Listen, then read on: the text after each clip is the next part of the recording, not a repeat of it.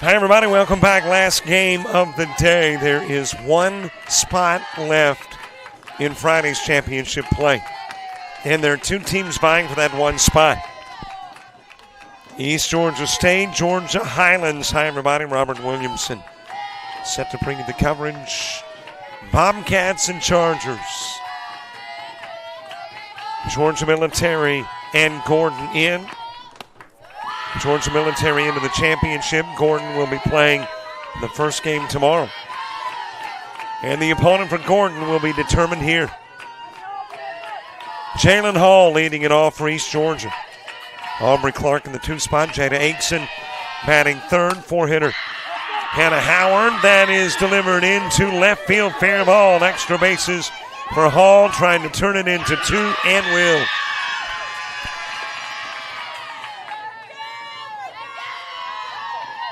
So a double to start it. In scoring position for the Bobcats and Aubrey Clark. Where did I leave off in looking at the lineup? 4-hitter Hannah Howard. Harley Mills batting 5th. Kaylee Sanders 6th. Quinn McIntyre 7th for the Bobcats. Ariel Reynolds in the 8th spot and Paisley Wallace batting 9th. Hayden Joyner in the circle for the Georgia Highlands Chargers. Cade Warren behind the plate. Emily Freeman is at first. Abby Yates at second. Shortstop Abby Hall. Amani Green at third. And then an outfield of Haley Love in left. Imadaro in center, and the right fielder is Macy Andrews.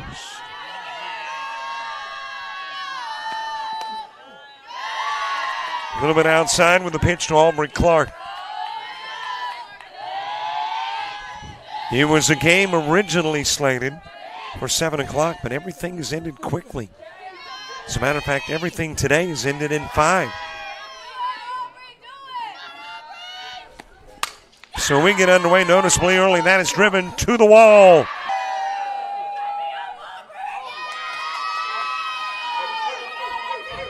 A runner at second, 1 runner in, nobody gone.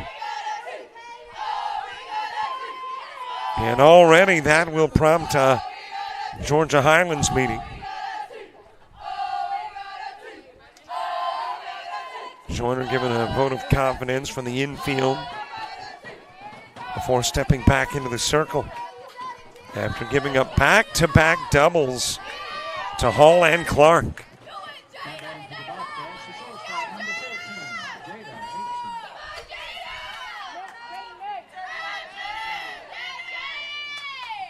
Jada Aikson next. Into the strike zone with the pitch to Aikson.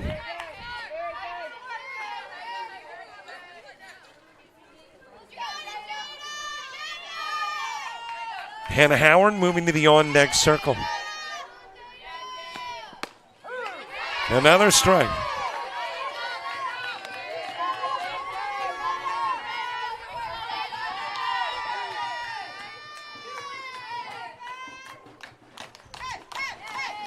Nothing in 2 the count on Aikson. Had a base runner at second. Clark, Hall in. 1-zip East Georgia lead. Both teams have sustained a loss. That's a nice stop at second by Yates, but not able to get into first. In on to third is Clark. And that'll be a single for Aikson.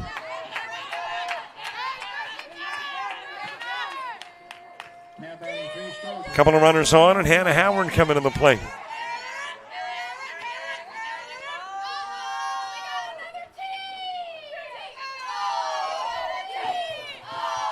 And Coach Tanner Robertson going out and have a conversation with the crew. Last time it was just the crew, now it's coach and crew. After a start that has seen a pair of doubles and a single.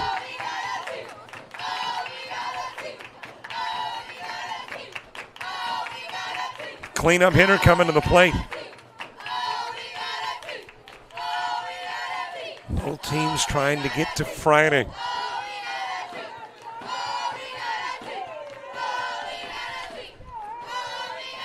And to get there, you need a win here. It is kind of cut and dry. Not like there's a whole lot of drama and a lot of technicalities. Win, you play tomorrow. Lose, you go home for the year. Harley Mills on deck. Hannah Howard to the plate. Showing punt. No throw is taking off for second is Aikson.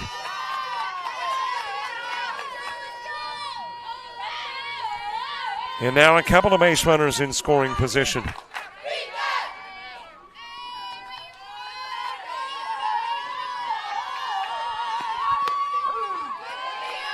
Into the strike zone to Hannah Howard.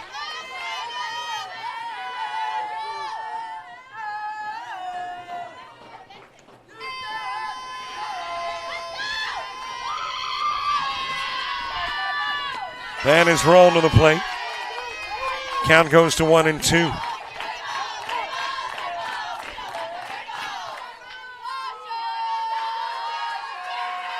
Admittedly, Georgia Highlands has been most impressive offensively over the course of the tournament, but East Georgia very impressive here. Into the corner, foul from Hannah Howard. They've gotten off to a great start. Hall with a double, Clark with a double, Aikson with a single. Hannah Howard to the plate. Howard, a .250 hitter. 3 walks and 4 strikeouts this year. Harley Mills on deck. Swats at that one. Comes up empty. Tagged out. And there's one away on the strikeout. With first unoccupied, it was available. But Howard tagged out and now officially a K. Harley Mills to the plate. Kaylee Sanders moving to the on-deck circle.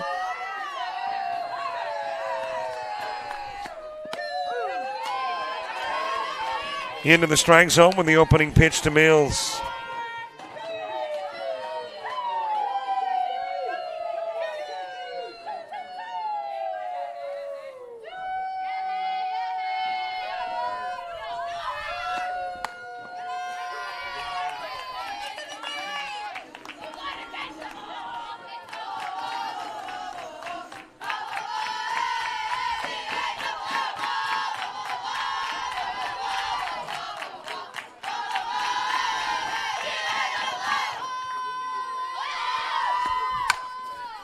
Fouled back to the screen by Mills.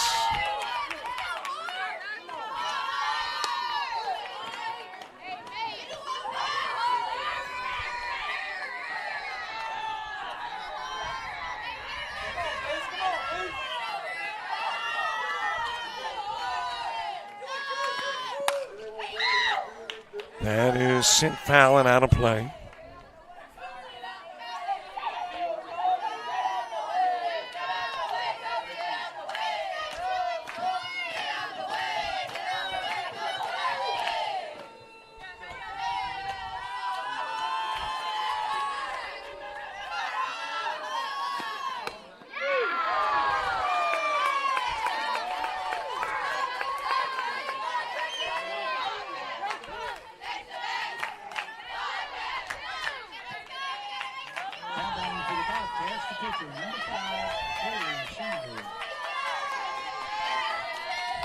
Pair of strikeouts. Kaylee Sanders coming to the plate with 2 gone and 2 on in a 1-run ball game.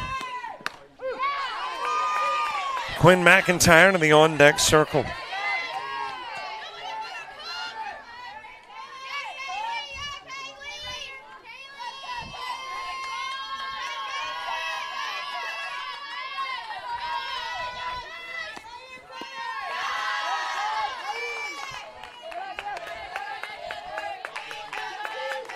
Count goes even at 1. 1 ball, 1 strike.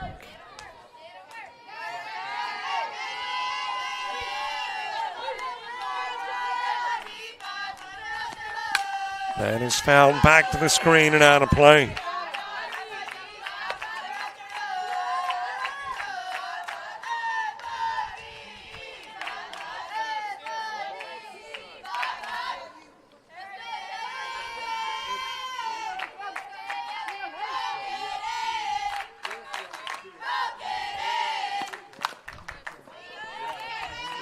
That is rolled foul in the direction of first. Sanders putting on the brakes.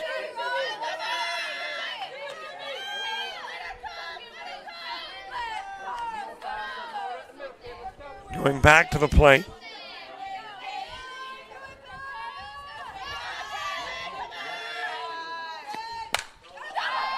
That is a high fly ball in the direction of center field to the warning track, reaching up to make the catch. That is Imitaro, and Sanders will fly out to center. It was close, but not quite. 1-run plates. We go to the bottom of the first. Bobcats by a run.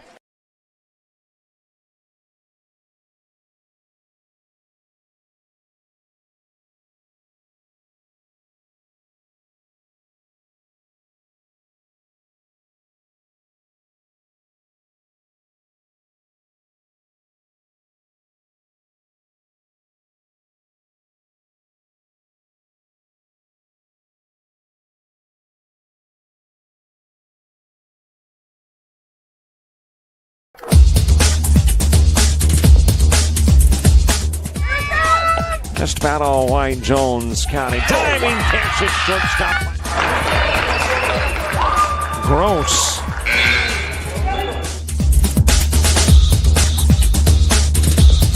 Towards the gap. Diving catch in center field by Ben Aklinski. There is a shot towards deep short. Perhaps got it. Long throw over, and he got it.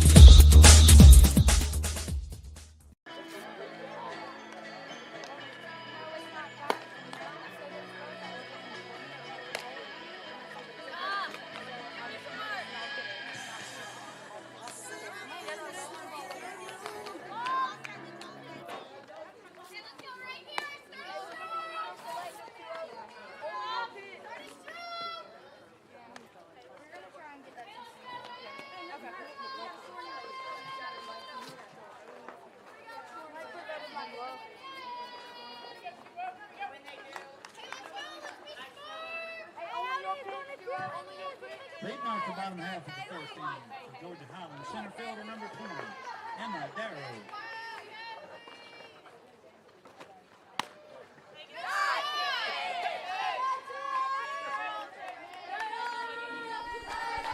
We head to the bottom of the first. Imitaro will start it off. Abby Hall, the two-hitter. Amani Green batting third. Kat Kimbrell is the four-hitter. Five-hitter Emily Freeman. As that one is shot over into left field. Base hit for Imitaro. On to begin the Charger first.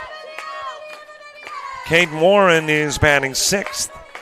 Seven-hitter Abby Yates in the eighth spot. Macy Andrews and Hayden Joyner in the 9-hole.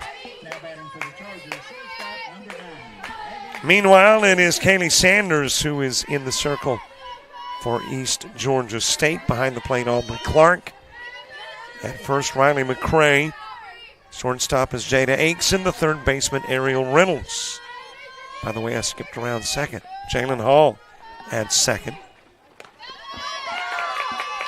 Dan will hop out of the mitt of Clark and give Darrow an opportunity to take second.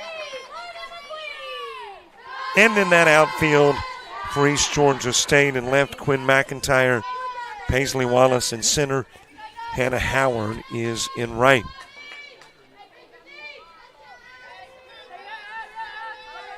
One-run plates in the top part of the inning. Back by popular demand. He's been off for a game and a half. Fans writing in, texting in. Where is he? I wouldn't call that by popular demand, but as I tell people, do you have a secretary? No. Do you have any type of help? No. I said I'm judge, juror, and executioner all in one. So, unfortunately, I love getting on with you, but some administrative duties came along that when you got people, coaches calling you, ADs calling you, and baseball's worried, well, how'd you come up with the tiebreaker? Well, the tiebreaker system. Which is already set. I just don't make this up out of thin air, yeah. you know. And so then when I explain it to them, oh, okay, it makes it, it's like, so baseball was trying to figure out who was 3, 4, and 5 because we had a three-way tie. So, I had already had that figured out, then looked at the last 2 games to play, and it still wasn't going to make any difference. Even if one won or lost, it was still going to shake out the same way. So dealing with that, I'm holding my phone because AD and I are playing phone tag right now. So those things don't stop, even though JockJive keeps going. Yeah, for the moment. Great stop at short, hopping up, firing over, not in time to get Hall. Egson with a nice stop that kept Darrow from coming in to score. But you got a couple of runners on the corners now. So baseball is set for the GCAA in the tournament. Baseball is set. Starts Monday down at ABAC. They put it in Bend hosting this year down at Tifton. So what we've got on Monday, we have the play-in game between seed 4 and 5. Single elimination right there, and that'll be South Georgia State and East Georgia. We'll be playing at 1 o'clock. And then we'll tip-off sounds like basketball. First pitch of the double elimination will be on Tuesday and go from there. 2 games Tuesday? 2 games Tuesday. So a 12 and 3 o'clock start, or? If you hadn't asked me. No, I think it's either 12 and 3 or 1 and 4. I sent you the bracket already. I haven't looked. We're still in softball. Okay, but you're asking me. Okay, yeah, that's. 2-0 pitch to Amani Green. How about an 8 RBI day earlier for Green? A freshman. She was on it.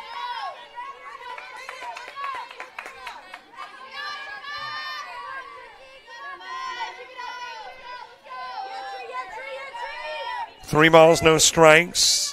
Cat Kimbrell to the on-deck circle. And there's probably the best way to handle Green, Walker.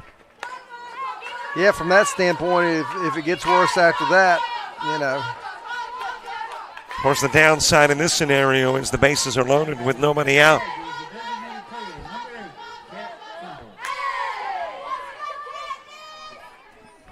Last Thursday elimination game.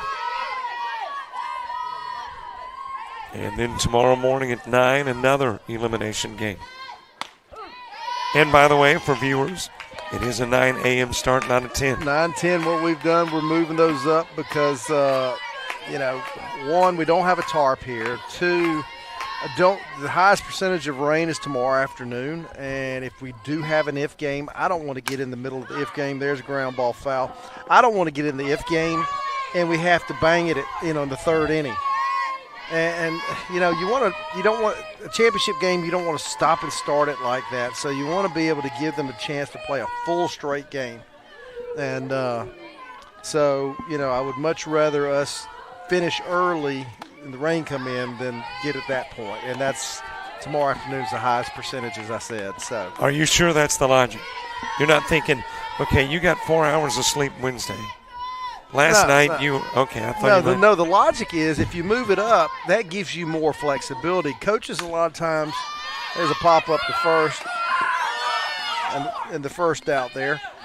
Coaches' logic is that they want to stick it or wait and see. Well, wait and see puts you behind the 8 ball because it doesn't give you any flexibility. Whereas if you start early and then something happens, you got the backside that you can still work with. Okay, I thought it had something to do with my sleep routine. Well, that's why sometimes people coach and sometimes people administrate. I mean, you cut into my, tomorrow morning sleep time, but that's okay. No, listen, I saw you this morning. You'd already tweeted something out by 7 o'clock this morning, so don't give me that. I mean, hey, I look at it this way. I'm trying to get you back to Florala, Alabama. Well, I don't go to Florala. I go to Alabaster next. Oh, do you really? Yeah. For what? Softball. There's softball in Alabama right now. Started today. And when does it finish? Finishes either Saturday or Sunday. And then you hop in the van and drive to ABAC? Going down to Tifton. Isn't there a country song? No, that's something going to Jackson. See, here's what if I had gone ahead and paid you for this series in baseball, somebody else would be at ABAC. No. Emily Freeman next. Matter of fact, I got it all covered. That's why you're the man. Last year, I left, I think, was it a day early last year? I don't talk about those things. And I probably shouldn't have brought it up. Bases loaded, Green at first, Hall at second, Darrow at third. Well, for everybody listening, I try to get y'all the best play-by-play guy that I know that does this, but sometimes he does that to us, folks. And they're like, you failed miserably. There's the 4, 6, and 3. Nice. What a double play.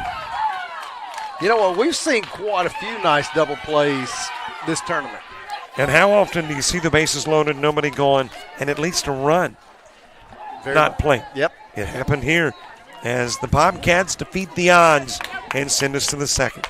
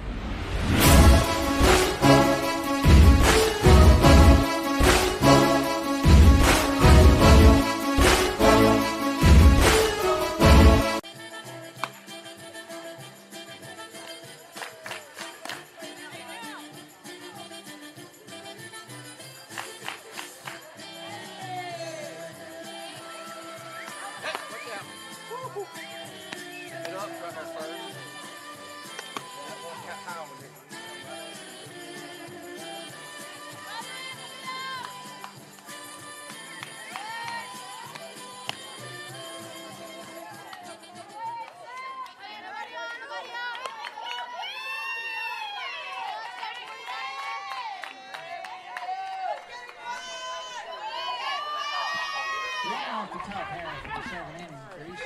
Georgia, left fielder number 58, Quinn McIntyre. Top of the second gets underway. Quinn McIntyre starts it. Ariel Reynolds and Paisley Wallace due up in the inning, too. That is dropped into center field. Leadoff base hit.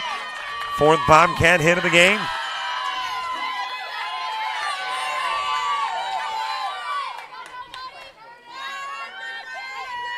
Bobcats came to play.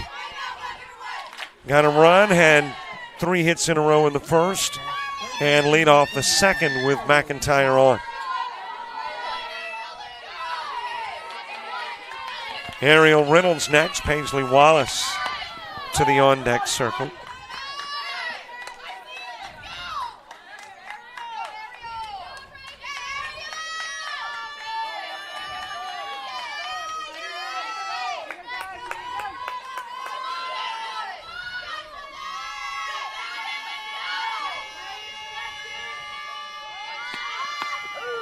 On the outside part of the plate to Reynolds, Warren, Yates, and Andrews. When we get to the bottom part of inning number 2.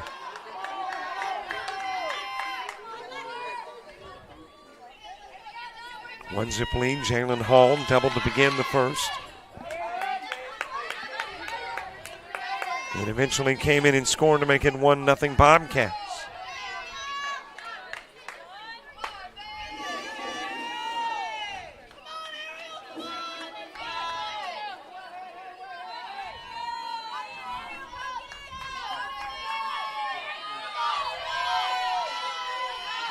Here is the 1-2 offering.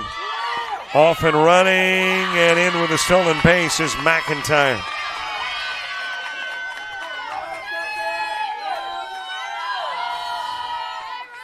There has not been a game thus far in the tournament that the home team hasn't won. So the higher seed has prevailed in every game to this point. Has not been an upset in any shape, form, or fashion. A little bit outside with a pitch, and we do now know, if we're looking at trends, that it's not if you score in the bottom of the first, which had happened every game until Georgia Military and Gordon. So right now it's if you're the home team. Then the trend that we went to after that was every game so far today was 5 innings. That's true. Strikeout of Reynolds. Paisley Wallace to the plate. K number 3 for Hayden Joyner.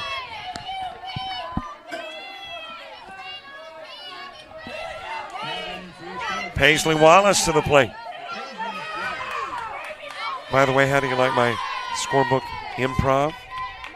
I thought I had more in the van. Had none. Surprised you don't have a case of those things. I had about 10. I had bought about 10 of them. And was sure I had 1 or 2 more, but I guess I don't. So I had to improvise.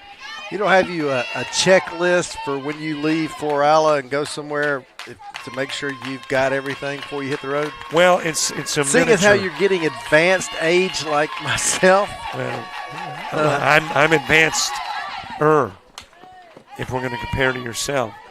But I do have a checklist, and that is Vittle-oriented. Now, my Vittles I've always got when I leave. But the rest of the stuff I'm not sure. Even including clothes. Vittles, for somebody that I see never eats. Maybe that's why you don't ever eat. Can I get you something to eat? No, I'm good. No wonder you sneak off to the van. That's right. High and away with a pitch to Paisley Wallace. But I understand there's a Walmart nearby. I'm going to pay it a visit, which is the routine anyway. I can't believe that I haven't been to the Walmart this weekend.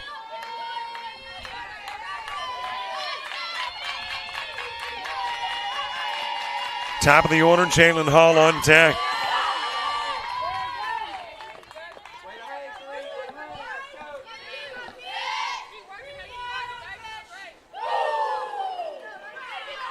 Originally slated for 7 o'clock.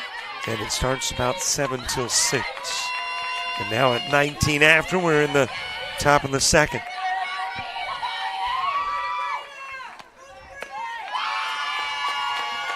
Longest game of the tournament, an hour 58. Gordon and Georgia Highlands last night. That was where we almost had our upset. Yep. Of a higher seed. Gordon pulls that off in the last with the walk-off. Low of the pitch to Wallace. Boy, that Georgia Highlands outfield, well, starting to back up a little bit, but they were playing really shallow.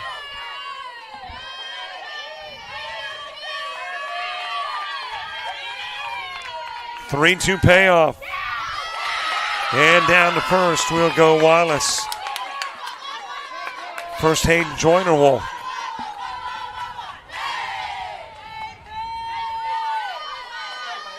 And you got a couple of base runners on with one away. Now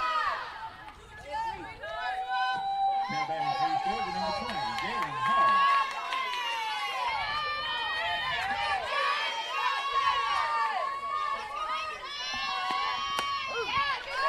Hall. Into the strike zone in the top of the order, Jalen Hall.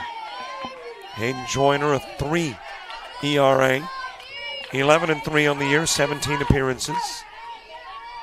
15 as a starter. 2 out of the pen, 77 innings of work.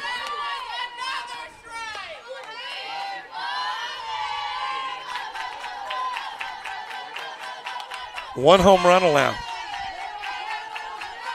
26 walks, 36 strikeouts, and is hit 2. And will ricochet off a shortstop Hall, and then it will travel past left fielder Love.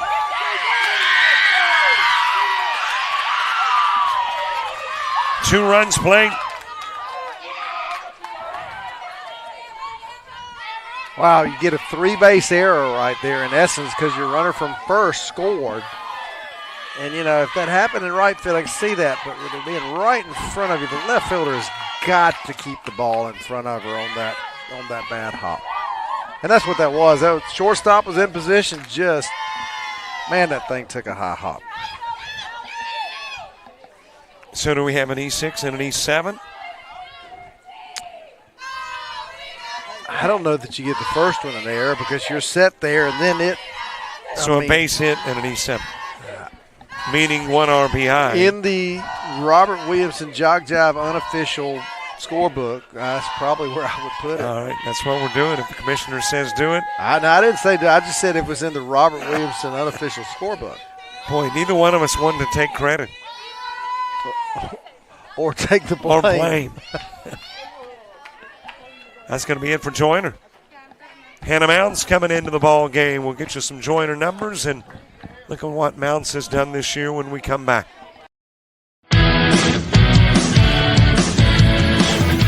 Frustrated. She's having trouble with her defensive player. Look at this sweet pass behind the back for 2 on the assist. And that one is hit on a rope to center field. Watch that one.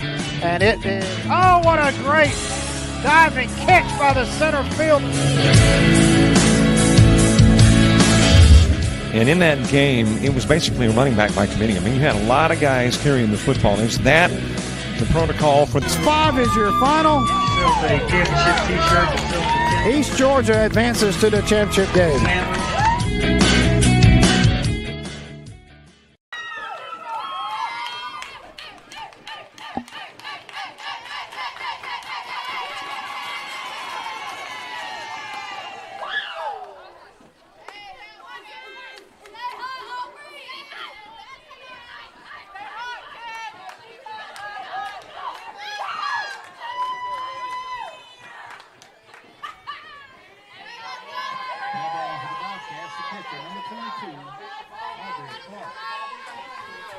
Hannah Mounts, the new pitcher. She hasn't pitched much over the course of the season. 8 walks, 5 strikeouts. Has allowed a single home run. And that is in a total of 37 and 1/3 innings of work. Did start 4 games, the ERA sitting at 4.69, and the record is 3-0.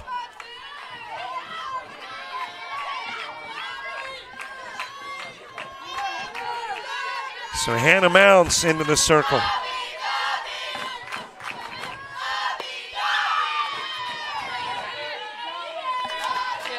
Hayden Joyner, 1 and 1/3 innings of work, 3 strikeouts, 1 walk, 5 hits given up. 3 runs thus far, and she is responsible for Hall at second.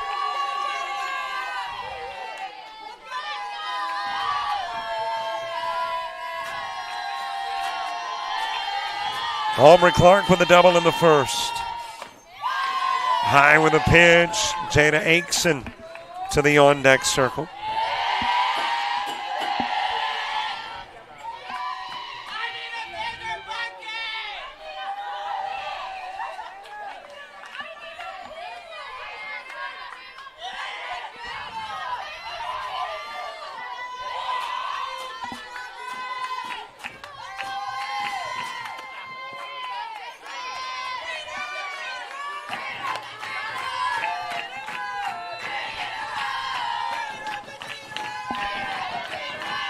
Warren, Yates, and Andrews when you get to the bottom part of the inning, but Bobcats in no hurry to wrap up the top part of the second. 3-1 offering from Mounts. Low, and she's walked.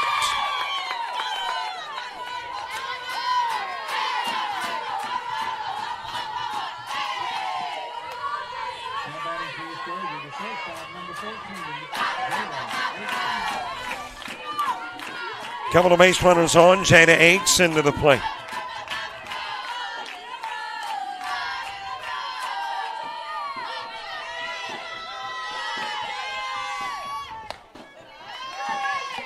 A little high with a Mounds pitch. 8 regular season walks. Walk the first she faced here. And we know over the course of a 5 or 7 inning game, momentum can shift a heck of a lot. Right now, though, it belongs to the Bobcats.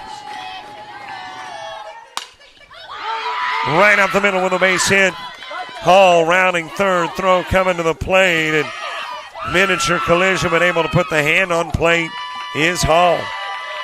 And with the throw to the plate, Aikson will turn a single into 2.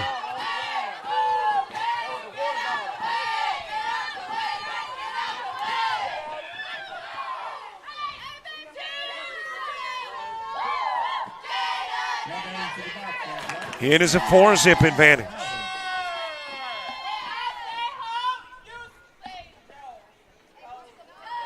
And we can close the books on Hayden Joyner. An inning and a third, 3 strikeouts, 1 walk, 5 hits, and we'll give up 4 runs. And I said we can close the books. Pitchers can come back into the game in softball.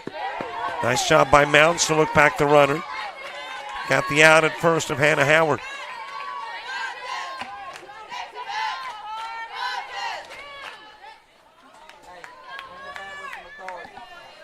And the 9th hitter in the inning coming to the plate in the form of Harley Mills.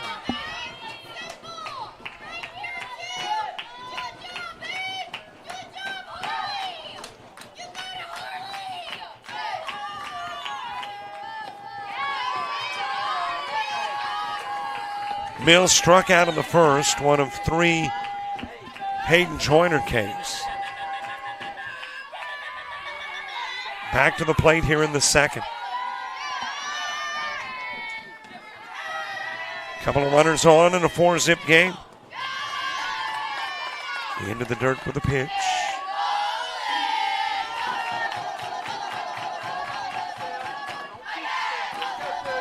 Well, as we mentioned, Georgia Military College in. They will play tomorrow at noon. And I don't think they'd have any qualms with this one going 15 or 16 tonight. No, of course not. And the one tomorrow morning, if it went 15 or 16. The only drawback to 15 or 16 tomorrow is you wouldn't start at noon from a Georgia military perspective. You're right about that one, boss.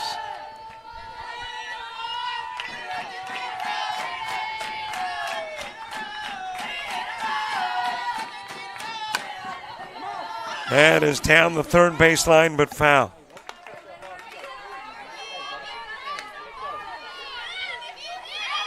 I have learned that Amani Green is an Albany product. Oh, is she really? Yep. She and I believe first baseman Emily Freeman.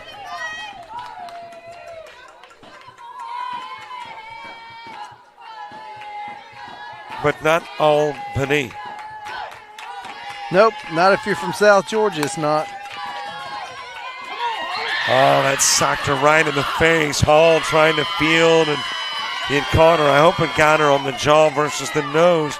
She was kind of tapping the jaw. And you don't really want either, but if you have a choice, hopefully cheek versus nose. Nose is a lot more susceptible to damage.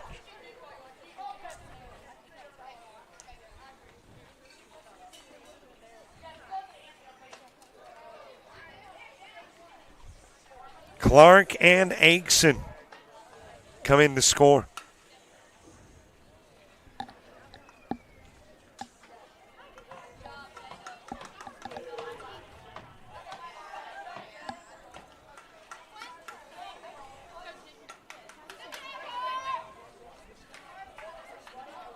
And now you've got the East Georgia coach checking out Hall as well. We do have a medical trainer on staff.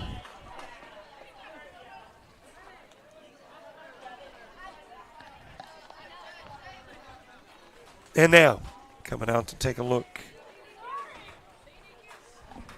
at the injured Abby Hall.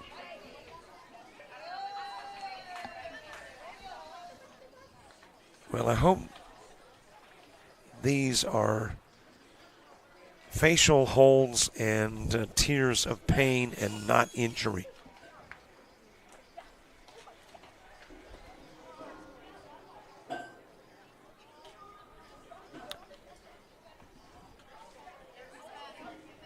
Well, it's been a day of injuries. We saw a pitcher come out of the game, Jessica Joyner, in a game earlier. I believe that was South Georgia State. I believe Georgia Military's shortstop Bridger hyperextended the elbow a little bit.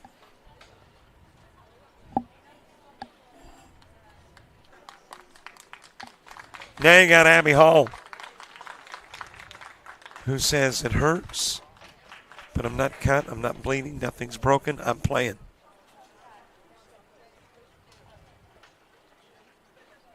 Or maybe not. Went to the circle. I thought maybe she was going there to stay into the game, but apparently she's coming out.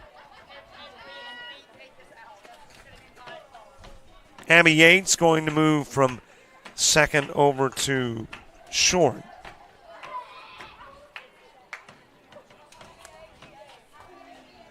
And Abby Hall leaving the ball game. Now, I'm assuming the same is true where any position in softball is concerned. She get to the dugout, feels that she can get back into the game. She can. Substitution rule in softball is so much different than baseball. Mm-hmm. You know, you get pulled baseball, you're done. Yep. But in softball, maybe not. A lot of times you can substitute runners for people, and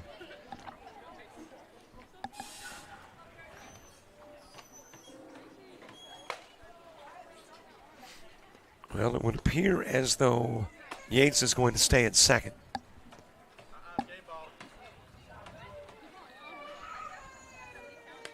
And your new shortstop, Chloe Fowler.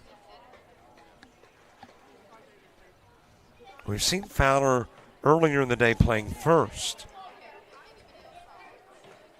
but will come into the game here to play short.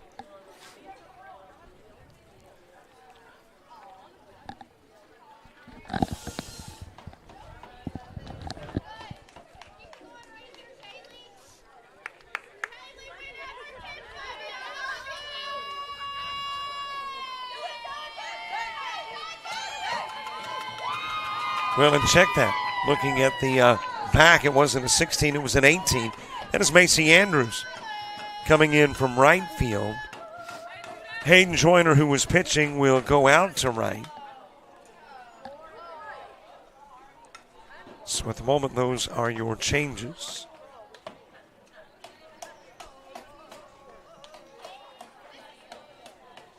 And Abby Hall coming out of the game.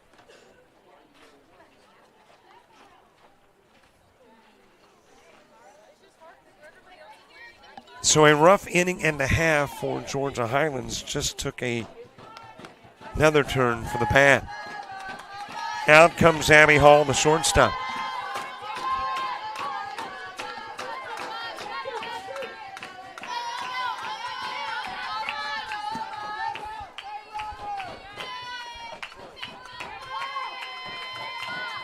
Into the box steps Kaylee Sanders.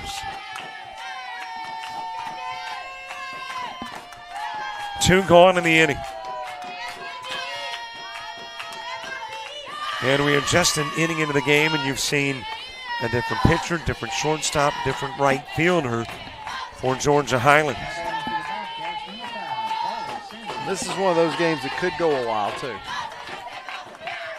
45 minutes and in the top of the second. We haven't had a long game yet. Law of averages suggests you get one of them. Sooner or later it's coming. Brown and Green picks it up at third, goes to first, hits Sanders on the 5-3. 9 go up, 5 come in. 1 is stranded as we head to the bottom of the second.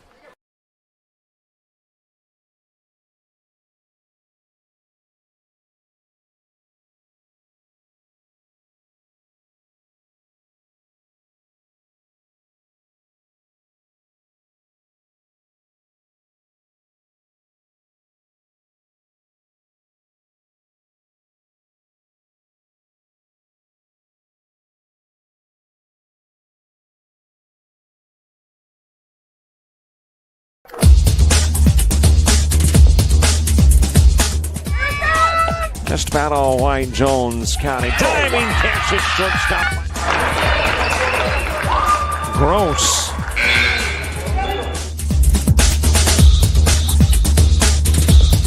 Towards the gap. Diving catch in center field by Ben Aklinski. There is a shot towards deep short. Kraft's got it. Long throw over, and he got it.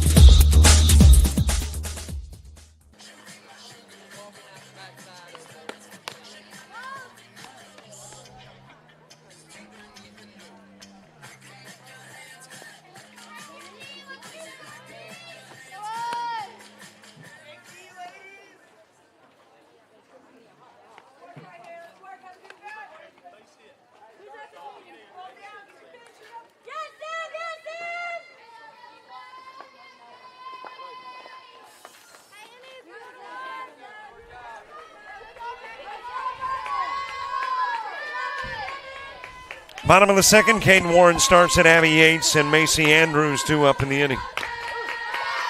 Well, when you run into a situation like the Chargers have, here is where you make a decision. You bow up, battle back. Yep, you got to, or you don't play tomorrow. 5 runs played in the top part of the second. You get the injury that takes out your starting shortstop.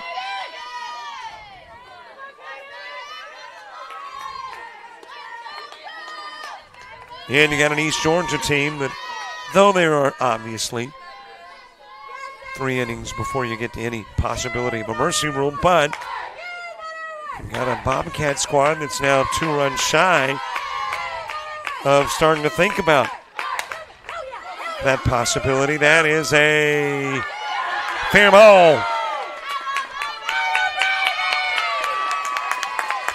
Well, it's a team that has relied on the hit. 19 in the prior game today, so let's see if Georgia Highlands puts hits together here. Leadoff double from Warren. And you know as well as I do, a lot of it goes by the name of Big Mo, the momentum. And you get that momentum going, and that's a train you can't stop sometimes. Definitely in the moment chug-a-lugging towards Swainsboro. But you got a Georgia Highlands team that would like to put on the brakes and steer it over towards Cartersville.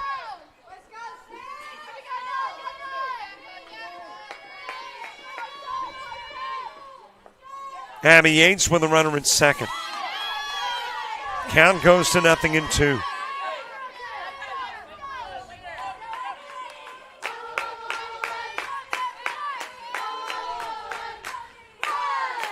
Kaylee Sanders, a 6.82 ERA, 117 innings pitched. As that one is fouled away. Comes in 0-5.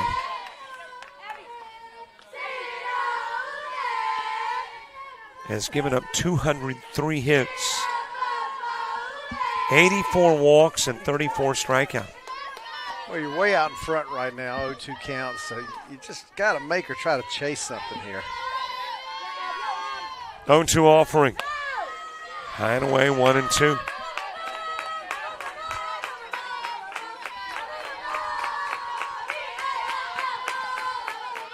Ten home runs allowed by Sanders, and she has hit 4.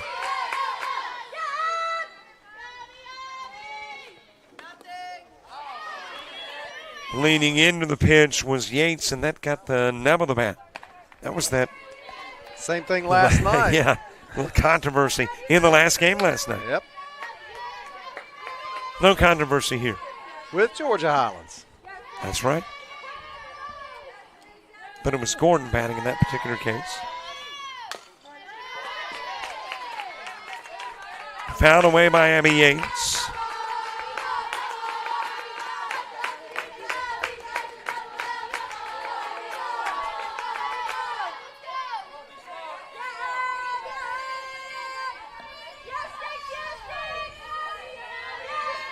A .356 hitting Georgia Highlands squad into left field, and the catch made by McIntyre.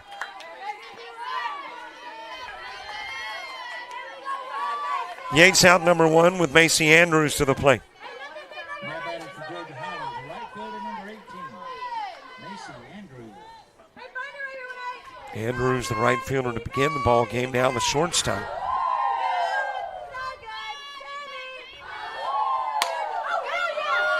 That is hit well towards the wall. Bounces off the wall. In to score is Warren. In is an RBI, Macy Andrews double, and the Chargers are on the board.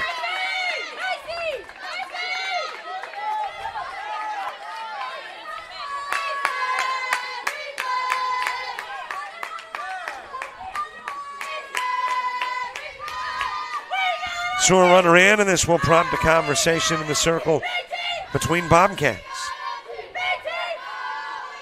As Hayden Joyner comes to the plate.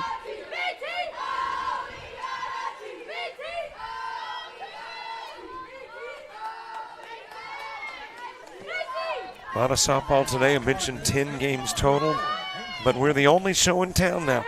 All of the other stuff is wrapped up. Alabama finished up before us today? Wow. They only had 2 games on why. 2 fields. And tomorrow, 2 games on 2 fields.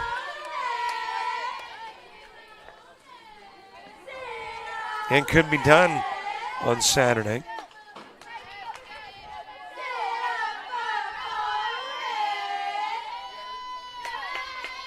Oh, 1 pitch to Joyner and ground foul.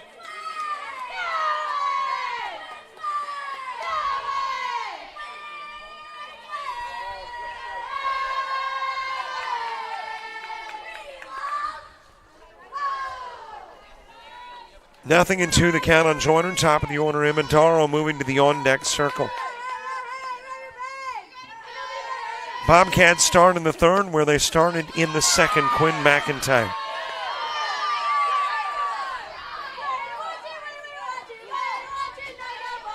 I do think you are right. We're going to be here a while. Not quite an hour in and not quite through the 2nd. Longest 7-inning softball game I have ever done was 3 hours and 40 minutes. Softball, 7-inning game, 3? Yep. Oh, shoot me and put me out of my misery. Lord have mercy. Injuries, controversies, runs. Well, we don't need any of those. How about that? Well, you know when you come to the ballpark that eventually your personal records are broken. So you know one day there's going to be that 3 hour and 41-minute game. Now it's been about 10 years since that 3 hour, 40-minute game. Stop it. Off to 3rd and safely diving in is Macy Andrews.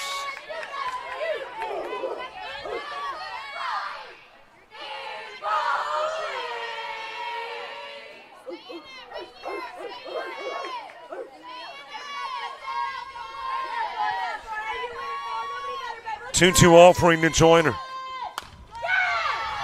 Start of the game as the pitcher moved to right field with the injury to Abby Hall and required Macy Andrews to move to short.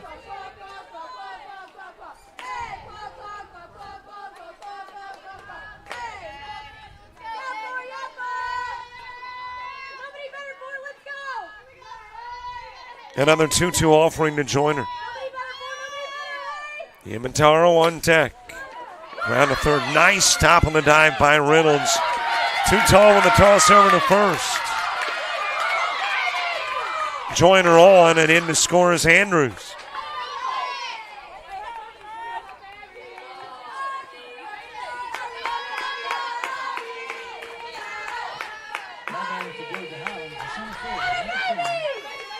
It's a 6-2 game.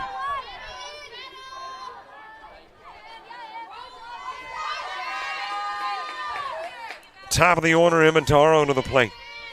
Abby Hall on deck.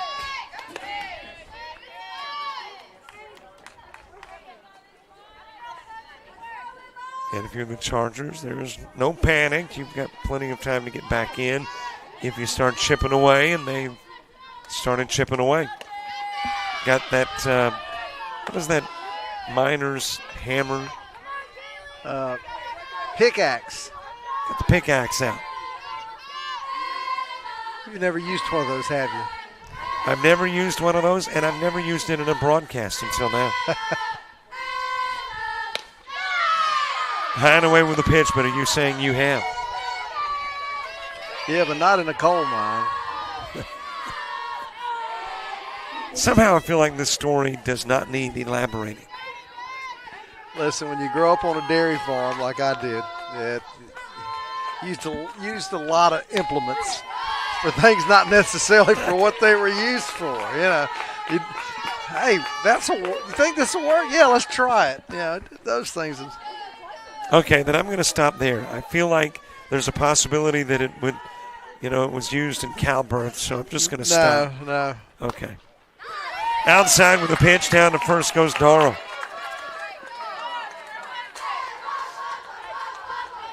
You got to remember, we didn't have Home Depot and Lowe's back in that day. Yep, I remember those days. Well, let's see who is coming to the plate in the spot that Abby Hall previously occupied.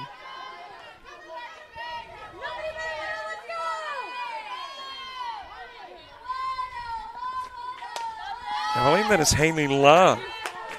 Haley Love, the left fielder. Well,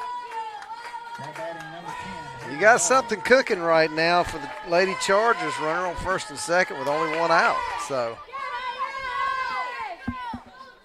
they could get right back in this with one swing.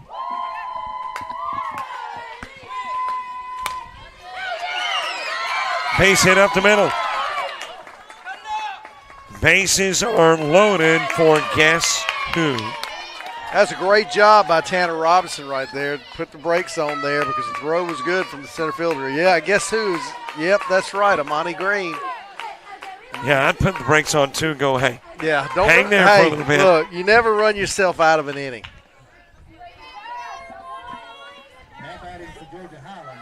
And you're right. Eight RBIs in one inning we had in the earlier today. 5 in an inning, 8 in the game. 5 in the inning, 8 in the game, yeah. That's pretty impressive. 13 in the tournament. And at the plate with the bases loaded and one away. I mean, you stop right there. She's got to be an all-tournament team selection. Oh, yeah.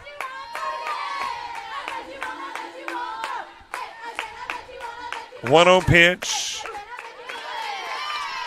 Count goes even at 1. And a freshman. Yes. I mean, that's the amazing part to me. That was Coach Robbins. She was telling me some nuances with her and she's trying to change her thought process at the bat, and she said one day it just clicked. Another strike. On the other hand, you gotta love the fact that Kaylee Sanders says, I'll accept the challenge. Delivers with a couple of strikes. Listen. When you got the bases full and a top hitter right there, you want to go battle. 1-2 pitch. Struck her out.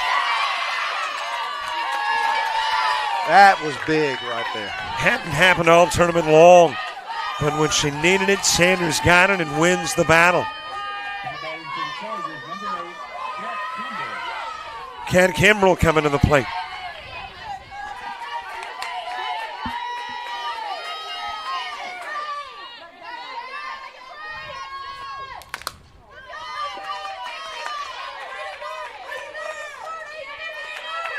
Dribble foul by Kimball. Kimball, a .377 hitter. Boy, if the Lady Bobcats can get out of this inning right here, that would be huge for them at this point. It's almost an inning if they did, and they won't. Kimball delivering with a shot to the wall. That has got Joyner in. It's got Darrow in. We got a 2-run game. As quickly as East Georgia put a 5 spot at the top of the inning, the Lady Chargers have come back and put a 4 spot so far. I say so far because we still only have 2 outs. And we are now a base hit away from tying it up. With Emily Freeman coming to the plate. Freeman ground into the 4-6-3 in the first.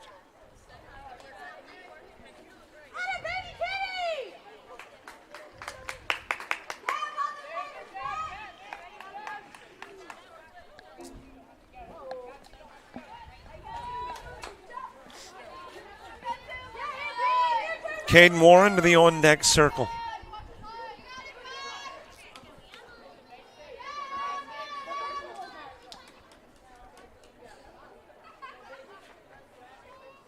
Boy, Sanders winning the battle against Amani Green, striking around. I mean, that's probably one of the most fearsome hitters in the tournament, at least this year. But then Kimball steps up to the plate and delivers. Clutch double. And drives in two to make it a two-run game.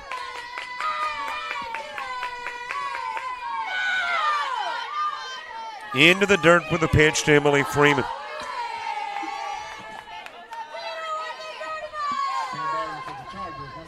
By the way, if you're thinking about the possibility of breaking my all-time longest softball game, we're on a pace that's not too far from that.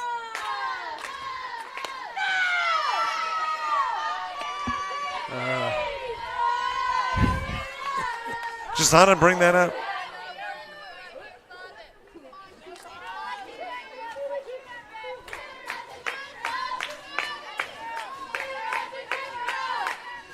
Two-0 pitch to Freeman. And a shot towards the wall. It is out of here. Lead changes hands in the bottom of the second. Emily Freeman delivering with a three-run shot. They started the bottom half of this inning. It was a 6-0 Bobcat lead. And wow, the Chargers have just roared back, galloped out of the bottom half of this inning. Putting up a 7. Have they batted around, Robert? They have. There we go. Leadoff hitter Caden Warren coming back to the plate. How quickly the tide turns. Over the course of a half inning.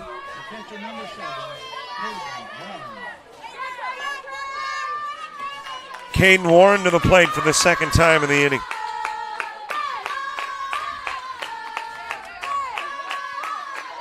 Yeah, if we throw up 12 runs in the inning, we will be here for a while.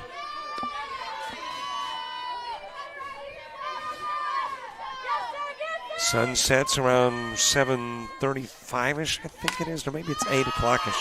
Popped up on the rooftop.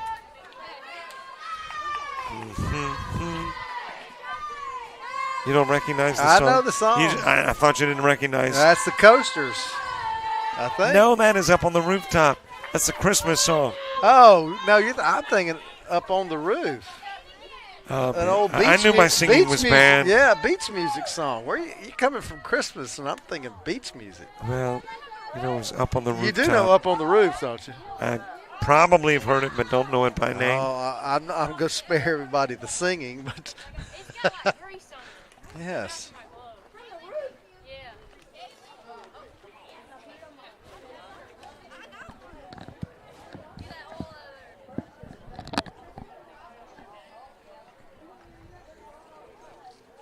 Counting it at 1. Caden Warren, who's already doubled in the inning and scored a run, back to the plate. Let's see, the sun parts ways at 8:19.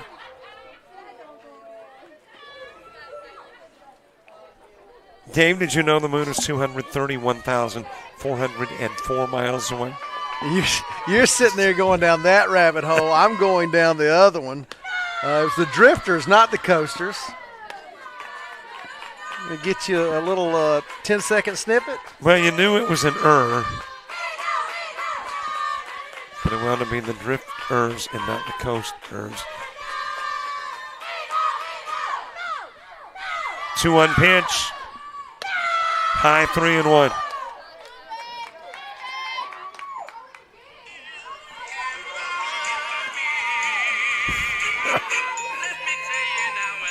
You know that song? Can't say that I recognize Wow, where were you growing up during that time frame? I was not listening to pop music, admittedly, in the center field. Base hit. Hits keep coming from the Chargers on as Warren. I wouldn't say the Drifters were pop music. It was beach music. Is that now yacht rock? We are telling everybody how old we are. Well, apparently that is going to do it for Kaylee Sanders. Coming out of the ball game, and a new pitcher coming in. The new pitcher, and the Sanders numbers in 60.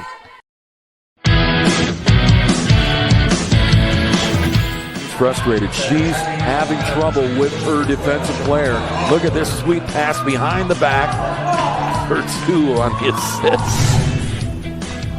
And that one is hit on a rope to center field. Watch that one. And it is, oh, what a great diving catch by the center field. And in that game, it was basically a running back by committee. I mean, you had a lot of guys carrying the football. Is that the protocol for the upcoming season for the backfield of Jackson State? It's a really nice pitch to get the ground ball double play. Second one.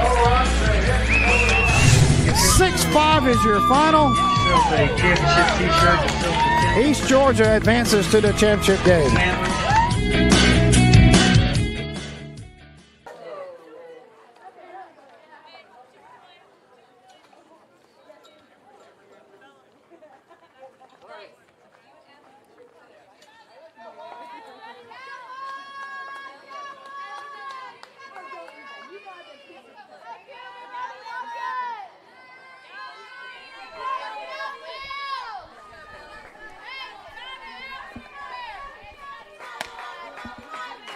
You know, Robert, we're thinking last inning, or the top of the half of the inning, the Chargers were in this same predicament. They're just trying to get out of the inning. I mean, it was a 5 spot. And they were just trying to stop the bleeding at that point. And now the role has reversed. And what a difference in inning makes. And like I said, half inning. And like I said, when momentum gets going,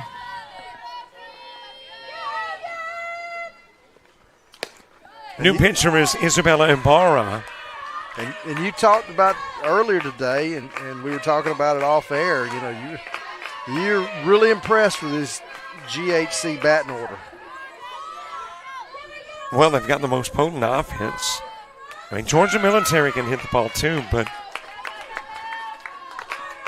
there is a walk given to Yates. Well, it's Highlands' team batting average like 356, something like that. It was coming in as a team. As a team, yes. That's just amazing. That's pretty impressive as a team, yes. I think they've got 6 hitters over 400.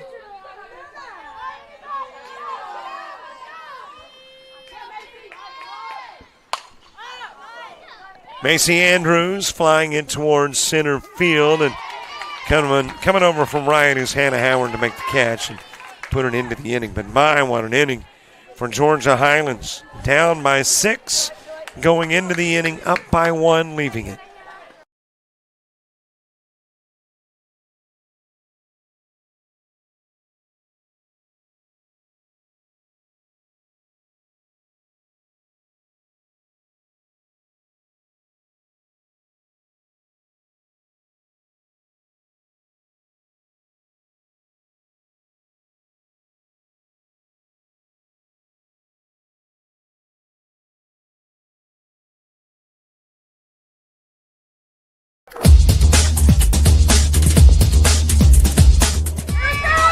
Just about all white, Jones County. Diving catch at shortstop. Gross.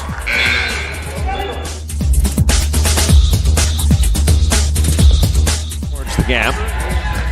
Diving catch in center field by Ben Aklinski. There is a shot towards deep short. Crafts got it. Long throw over, and he got it.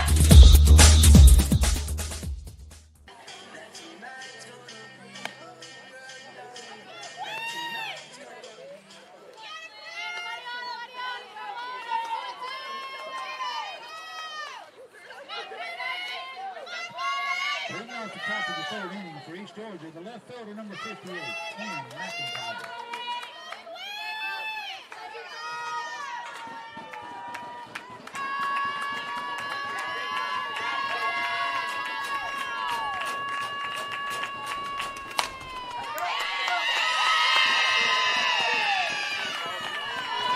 right up the middle with a base hit to begin things for Quinn McIntyre, and now he got the Bobcats saying, heck, we don't want to leave early from Locust Grove. We want to be playing tomorrow. Leadoff base hit for McIntyre. Ariel Reynolds to the plate. Reynolds struck out in the second. Paisley Wallace to the on-deck circle. A little bit inside, or on the inside part of the plate with a pitch. Jalen Hall moving to the on-deck circle.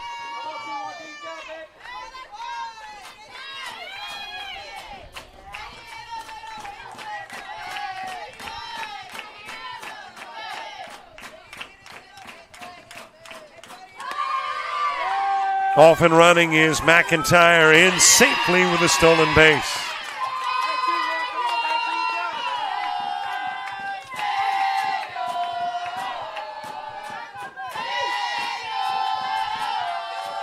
So the potential game-tying run in scoring position with nobody out. Ariel Reynolds, who was one of 3 Hayden Joyner strikeouts, to the plate here in the top of the third. Bunt laid down, pretty good looking when Mounds going to first, able to get there with the out.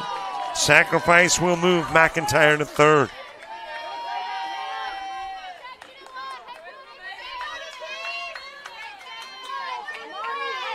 One out for Paisley Wallace.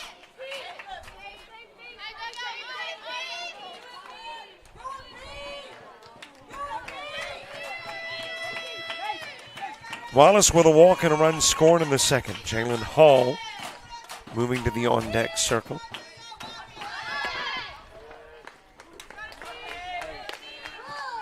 Oh, and 1 on Wallace. Bottom of the order when you get to the bottom of the third. Hayden Joyner will start it. Imitaro, Haley Love to up in the inning 2.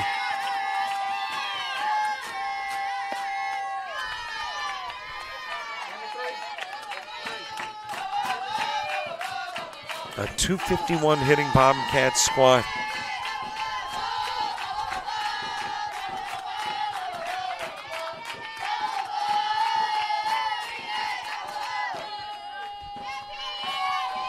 One offering. 2 balls and a strike. These 2 teams met on the 29th of March. And then again on the 25th of April.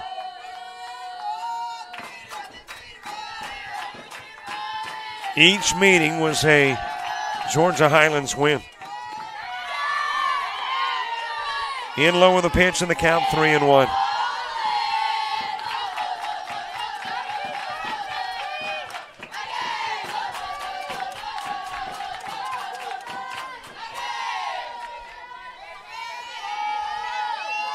One out, 1 aboard. 1-run ball game, top of the third. Here's the Mounds pitch. Into the strike zone and the count runs full.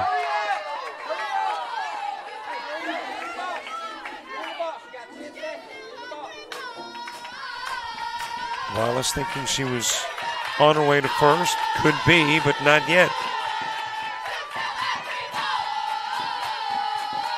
A .304 hitter. And is sent towards right field, and there was problems with the sun. In to score is McIntyre. We're tied at 7. You know, as soon as the ball was hit, I could tell it sounded like it came off the end of the bat. She turned and immediately went back. I don't know if she thought it was going deeper or the sun. She didn't act like the sun was in her eyes. She didn't put the glove up to try to shades, but you look at the second baseman, she's sitting there. So that very well could have been the issue. Top of the order, Jalen Hall. Hall a double, a single, an RBI, and a couple of runs scored. 7 each in a game that decides who plays on Friday.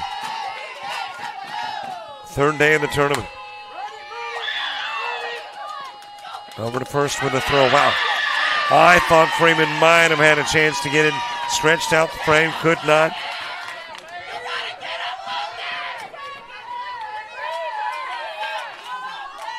And a couple of base runners are on.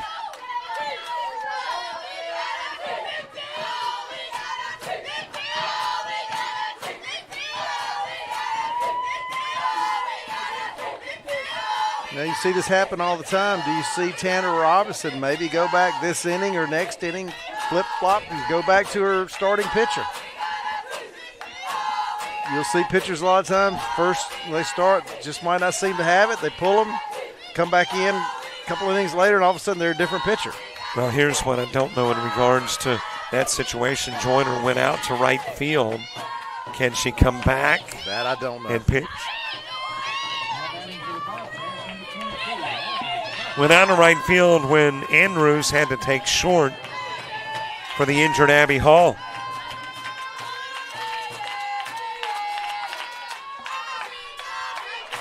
Couple of runners aboard. And you just brought up a good point, which I didn't think about. I don't know if Joyner has even played in right field outside of pitching before.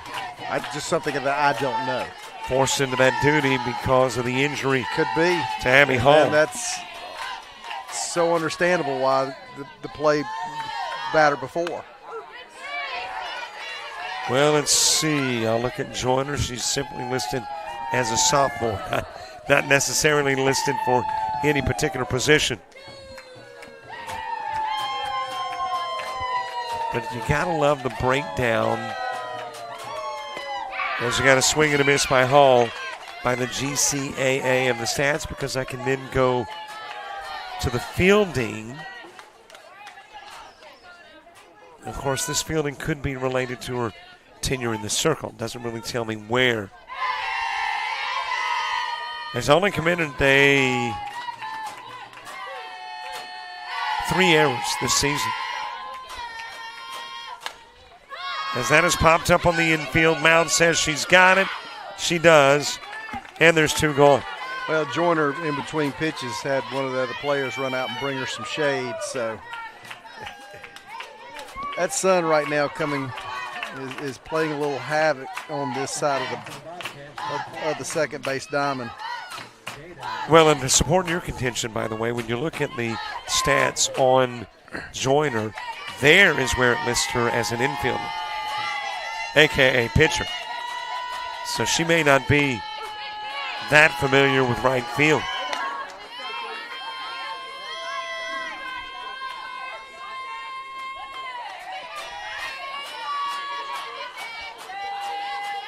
Aubrey Clark, a double and a walk. And is scoring a run. That is right out in front of the plate. Going to pick it up as Warren goes down to first and gets Clark on the 2-3, but it runs in. And we've got a tie game going to the bottom of the third.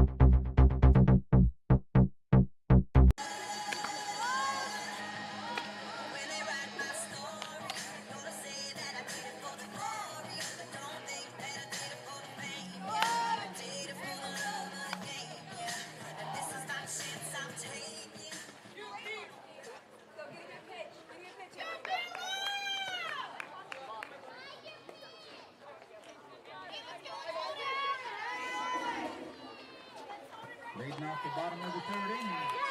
The Georgia Highlands. number 4, Hayden Joyner.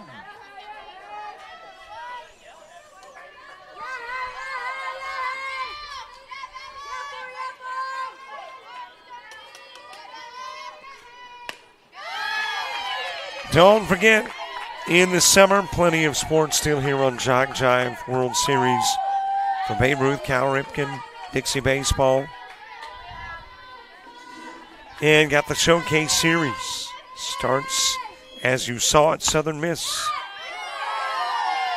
First week in June. And we'll go 10 weeks with the Showcase. 10 weeks?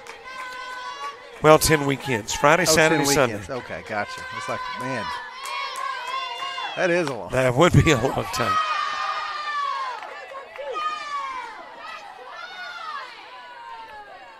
Bottom of the order, Hayden Joyner starting it off. Top of the order, Imadaro and Haley Love, 2 up in the inning as well.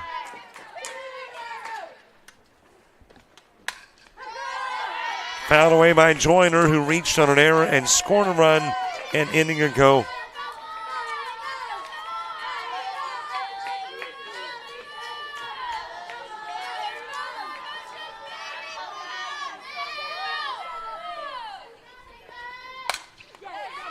That is floated in the direction of center field. Drops in as a leadoff base hit for Joyner.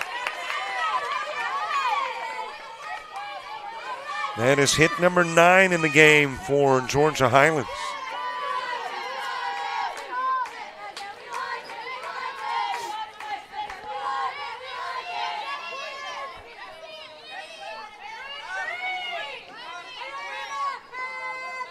It is a ball game that has already seen 17 hits between the two teams combined. Now batting for the Chargers, number 20, Emma Darrow. Both teams have scored a touchdown. Imadaro coming to the plate. High with the pitch. Darrow a single and a walk.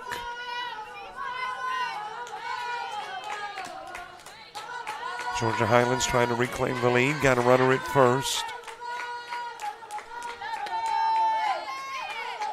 Top of the 4th, Akeson, Howard, and Mills.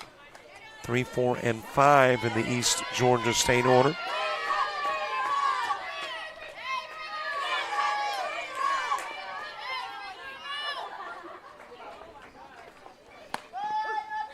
On the outside part of the plate, Tadaro.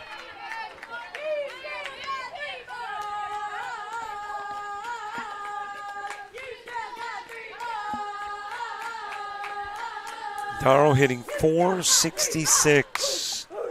Floats that one foul. Again, make note, earlier start 2 tomorrow, 9 a.m., not 10. Championship game, 12, not 1. Now, do we move the championship game up if the first game ends early? No, probably what you want to do is give that team that's out of the loser's bracket the opportunity to, give enough break there. Walk given to Darrow, a couple of base runners on. Haley Love to the plate.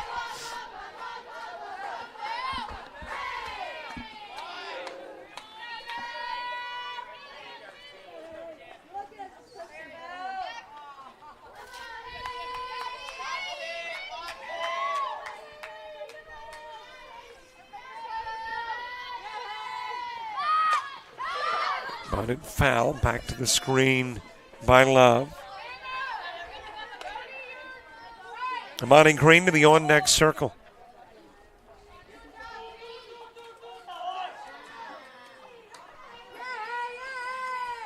Well, as I mentioned, I know you hate for me to continue to bring this up, but we've been averaging 2 innings per hour or an hour moving at a snail's per 2. pace. That's right.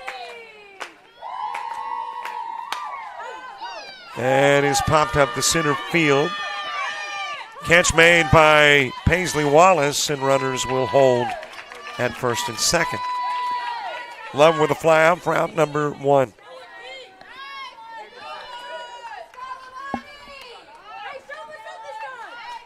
Now batting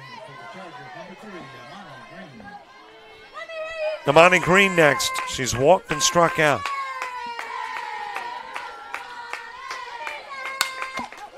Wow. Back up the middle. Got the double play. That was life-saving for Isabella Ibarra. Boy, you talking about having good reflexes. That was bang, bang. And if there's not a bang-bang play by Sanders, then there is some damage done. Wow. And then to have the wherewithal to go to second with the throw. Watch how quickly this thing comes back.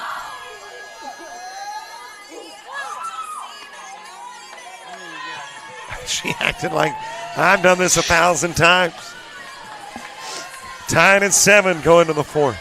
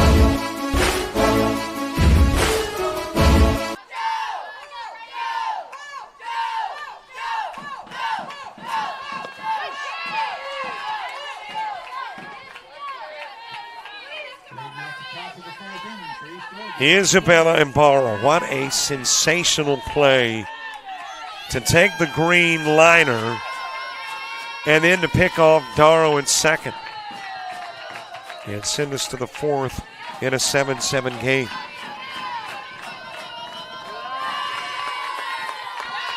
Dave Elder, that has the potential to just rip apart my chances to have a 3-hour, 41-minute game.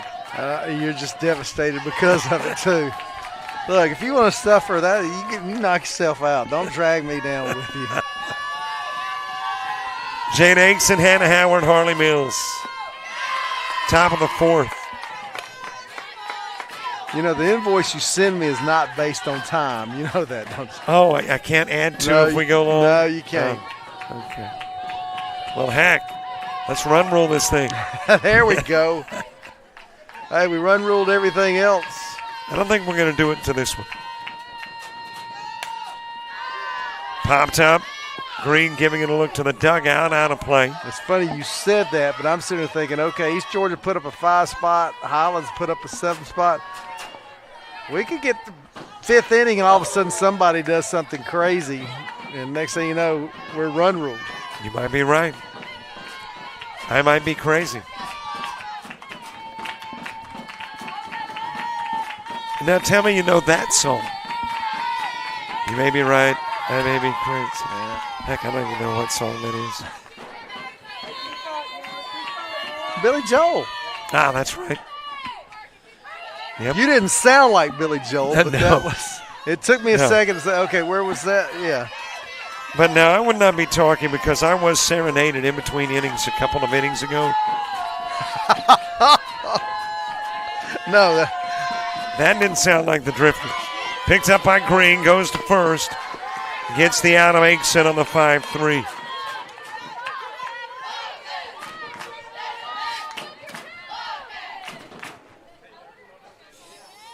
One out with Hannah Howard to the plate. No, that was actually a good off-air conversation. You gave me I actually got a good chuckle out of that. And for everybody at home, no, we're not going to tell you, but yes, it was clean. It was. Howard is struck out and ground out to the pitcher.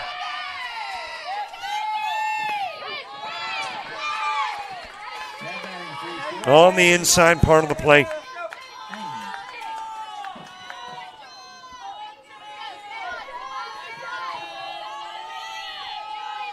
And I think This is a different hitter than Hannah Howard.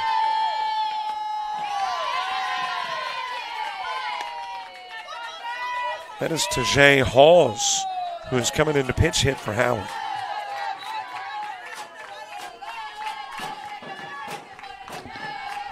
Our vantage point here, not directly behind home plate, sometimes difficult to see those numbers, but that is not Howard, it's Hawes. With a 1-1 count, fouled back to the screen. Hawes, a .304 hitter in the season, only had 23 plate appearances. 5 RBIs, 4 walks, and 4 strikeouts.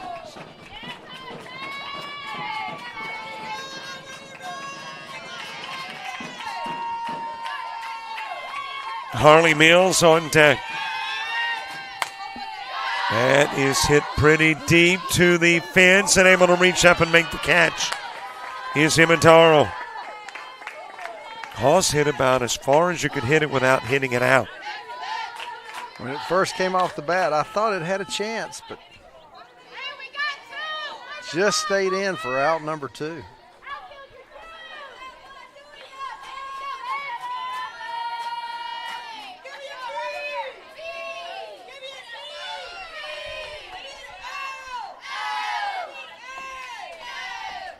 And I believe we're getting another pinch hitter. This is Isabella Ibarra. Not the pinch hitter, she is the pitcher.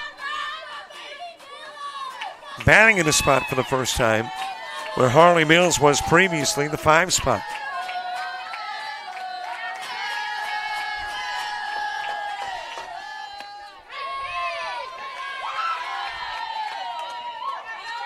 Ibarra's only had 19 at-bats.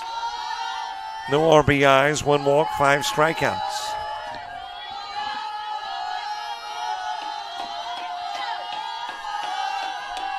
Two gone, nobody on.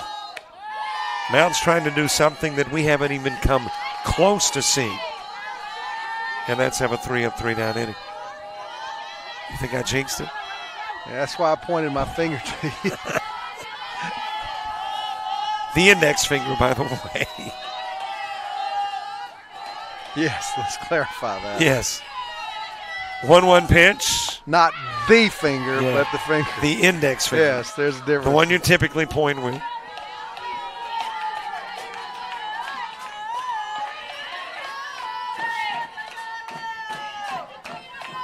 Kimball, Freeman, and Warren when you get to the bottom of the 4th.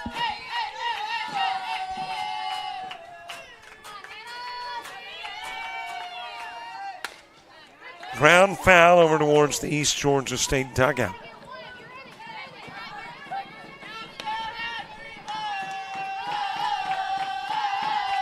Former East Georgia AD Chuck Wimberly, you're going to his house, so to speak. Well, I was going to his house. I did not mean to bring that up. But sorry, that's rascal. a different story. Talking about his baseball house. Well, being the guy that I am, I was trying to save the conference some money and talk with him. And, hey, you can just stay at my house. Sure, okay. Chuck's wife said we were separated at birth because he grew up on a farm in South Georgia. I grew up on a farm in North Georgia. Same stories, just different cast of characters. And so I said, well, let me know by Wednesday night. I said, I've got to cancel it or I get charged. Well, he hadn't called, so last night I canceled it. Danged if I didn't get a text this morning. Hey, man, you need to keep that room reservation. Oh, really? A little late. So luckily I was able to find another spot in spite of Chuck Wimberly trying to sabotage it. You should have come to me. I mean, I am the Priceline. Yeah, but I've seen some of your Priceline stays. But it saves money. I do have some standards when it comes to sleeping at night and where I lay my head down on the pillow. Pillow? Pillow. Okay. Pillow. Actually, Priceline is, you've got options and actually wound up with a pretty good price for a change. Priceline has not been that great lately, but down to second and safely in is Ibarra.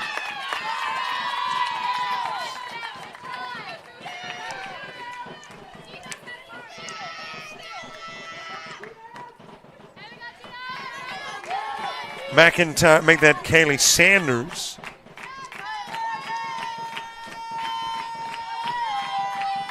Well, no, this is McIntyre. As that is ground to short. Cannot hop on Andrews, and everybody's safe. See, here's what I think Ken Deaton and the Strong Rock guys, turf guys need to do. They need to get some water down on that area because it is hard as a rock right there. That's why you're getting those hops. Error or a single in that particular case. That was a bad hop, too. I mean, they're in all these. The players have been in good position, and all of a sudden, have a hard time penalizing the player for the field.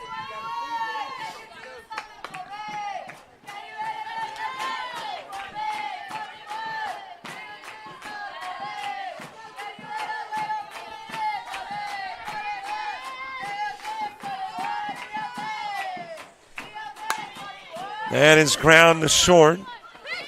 And that'll skim into the dirt and hop beyond Freeman. In to score is Ibarra. Also in is McIntyre. All compliments of the E6.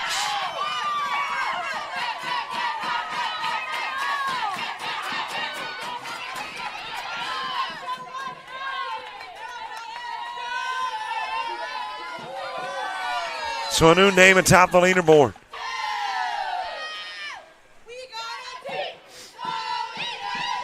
And coming out to the circle to have a conversation with her pitcher, Hannah Mounds, is Coach Tanner Robertson.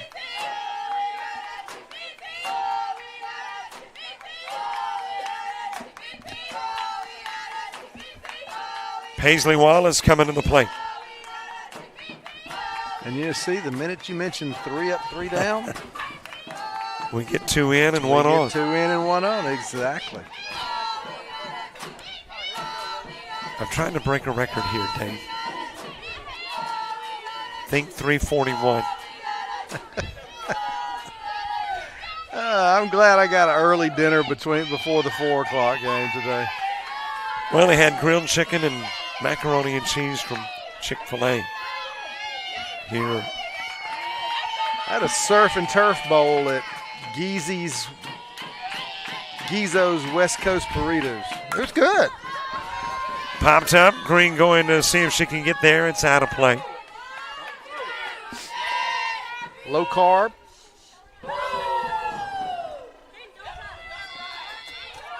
Well, with grilled chicken, protein, and with the macaroni and cheese, your macros. Yeah, you seen the calorie content on Chick-fil-A's mac and cheese? But you need some calories if it is adequately mixed and balanced. There's your point. On the outside part of the plate.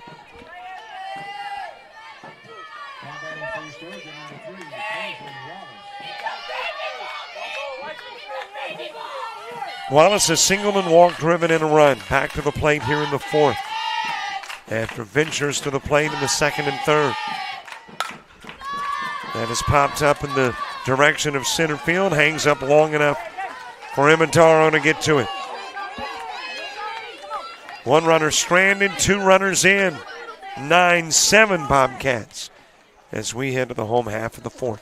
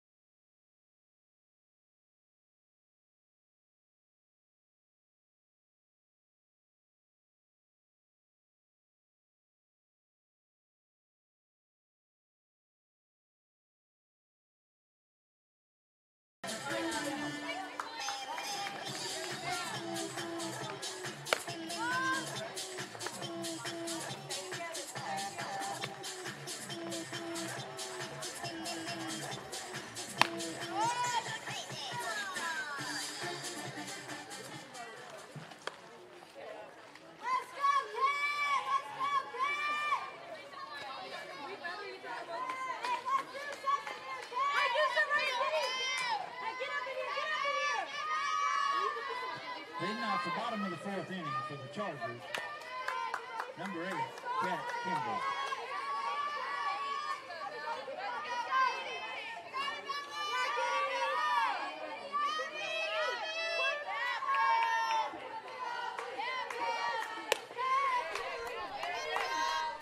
Bottom of the fourth, Kat Kimball starts it. Emily Freeman and Caden Warren 2 up in the inning as well. Errors creating issues that turn into runs.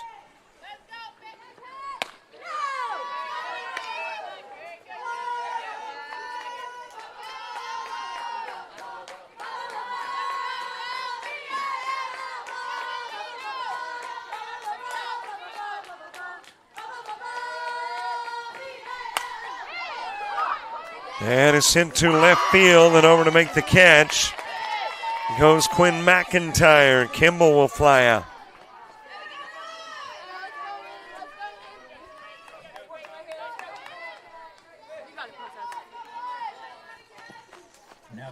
So on away with Emily Freeman to the plate. Freeman is hit into a 4.63, and she has homered.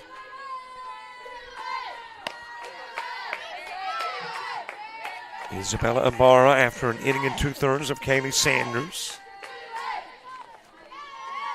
Working the bottom of the fourth, top of the order in the top of the fifth for East Georgia State. That is floated over towards the dugout at third and out of play.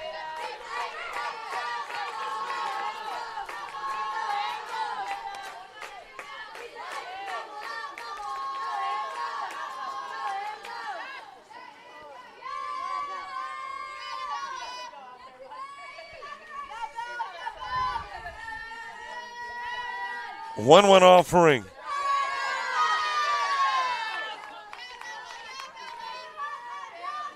Emily Freeman, the double play came in the first, wrapped into the 4.63. Round tripper came in the second. Definitely made amends. As that is ground up the middle, base hit, 1 out single from Freeman.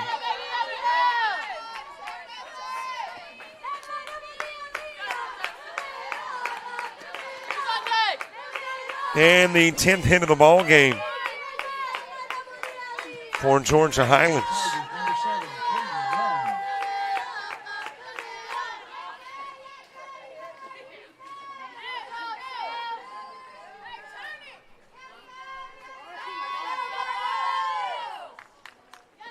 Caden Warren to the plate.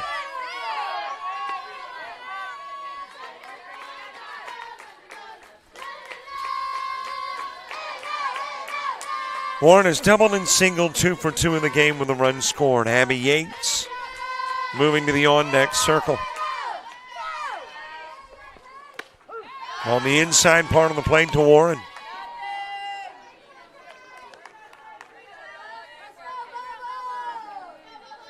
Bottom of the fourth in a 9-7 game.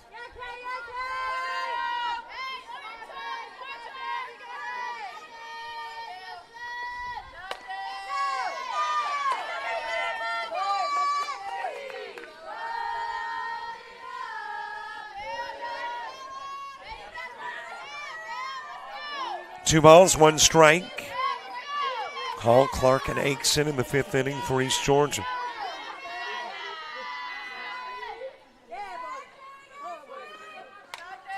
Fouled back to the screen by Warren.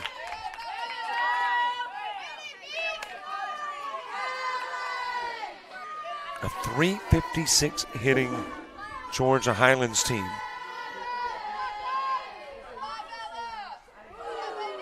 Warren, 86 plate appearances, batting .360. 8 walks, 7 strikeouts, 19 RBIs, and 31 hits.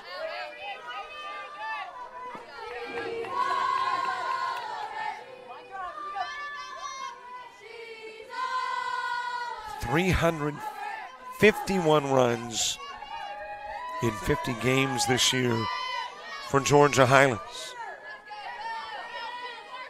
So a near 7 average, and they are right there at their average of 7 runs. Got the strikeout of Caden Warren.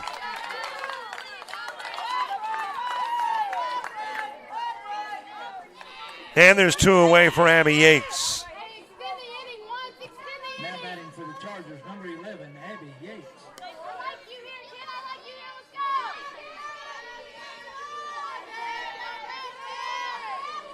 Yates has popped out to left field and walked.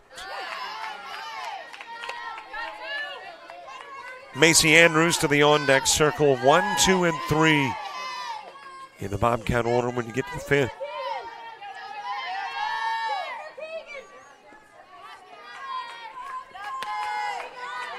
Between the two teams, 16 runs, 18 hits. And still barely beyond the midpoint of the game.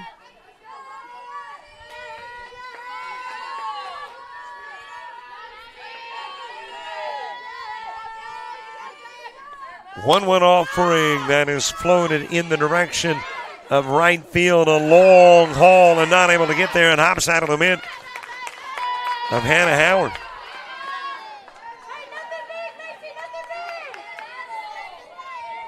Freeman will wind up at third. Yates on at first.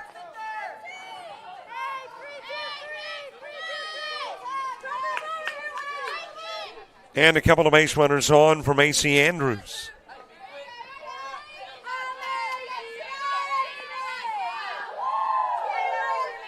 Tying run on, go-ahead run to the plate, bottom of the 4th. That is a high fly ball left field and able to reach up and bring it back into the park is Quinn McIntyre.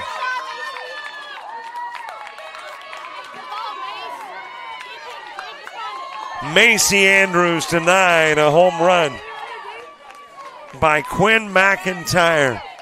And we go to the 5th in a 2-run game.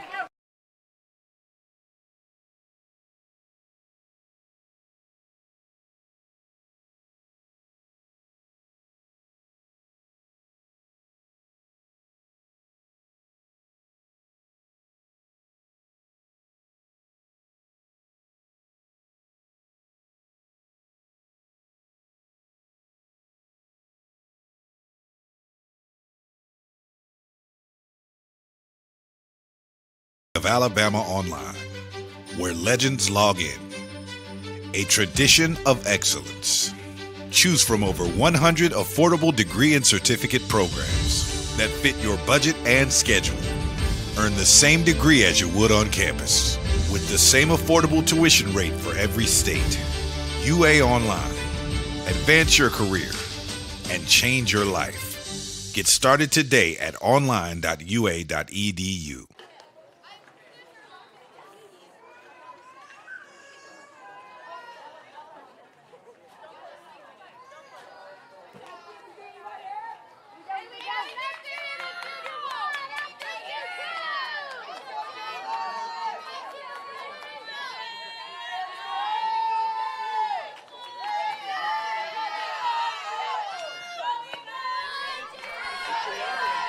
Top of the 5th, top of the order. Jalen Hall starts at Aubrey Clark and Jada Aikson.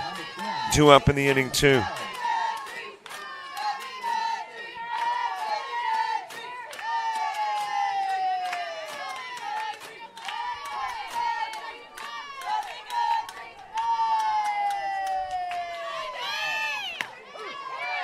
Strike delivered on the inside part of the plate to Hall.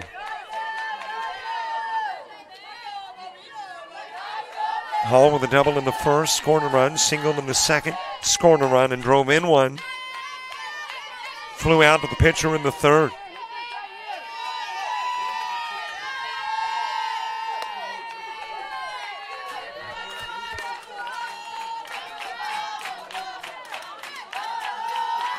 Aubrey Clark on deck.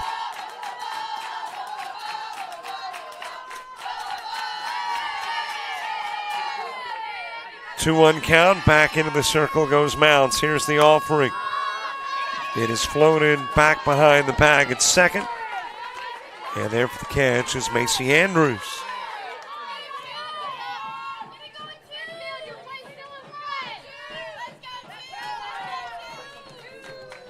One away for Aubrey Clark. Clark has doubled, walked, and ground out in front of the plate. Scoring a run as well. Jada Akes into the on-deck circle.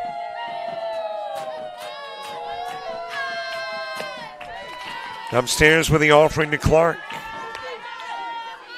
Bottom of the order when you get to the bottom of the fifth. Hayden Joyner will start it for Georgia Highlands.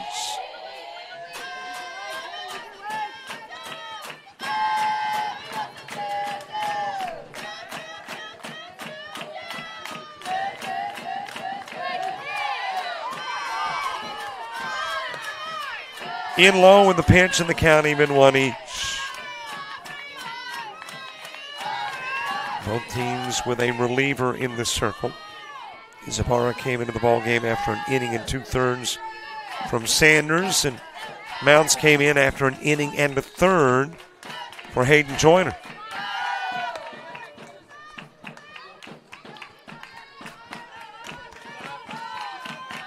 Winners got Gordon at 9 a.m. tomorrow morning.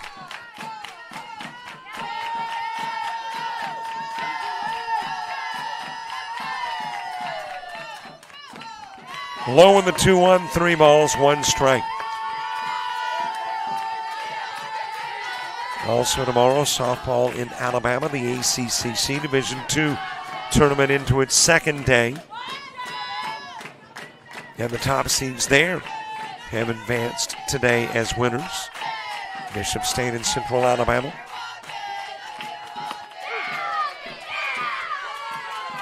Into the zone to Clark. And then tomorrow in Alabama, you got your 3 elimination games.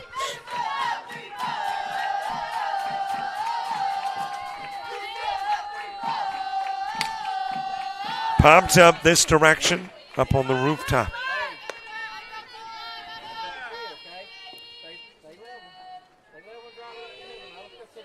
And then rolls back down onto the diamond. Am I the only youngster that played catch by throwing it on the roof and catching it off the roof? Surely not. It's been a long time ago, though. So maybe that is past history. Into left field, base hit with 1 out for Aubrey Clark.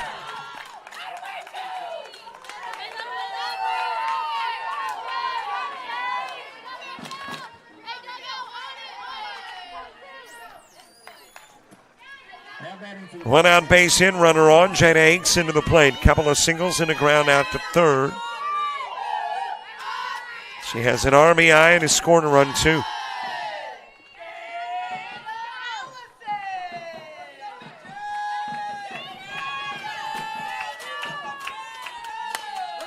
That is a fair ball. Rolls into the corner. Clark told to go onto the house. She will and score. Meanwhile, throw to the plate, trying to take third. Able to slide around the tag was Akeson.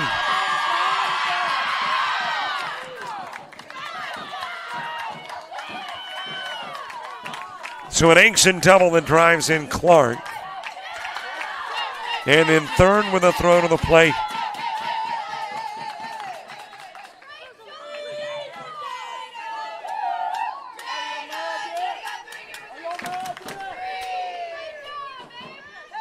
Hannah Howard to the plate.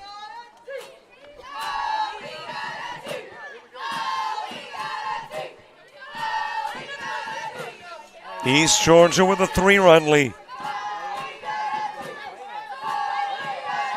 Hannah Howard 0 for 2. Halls hit for Howard in the 4th.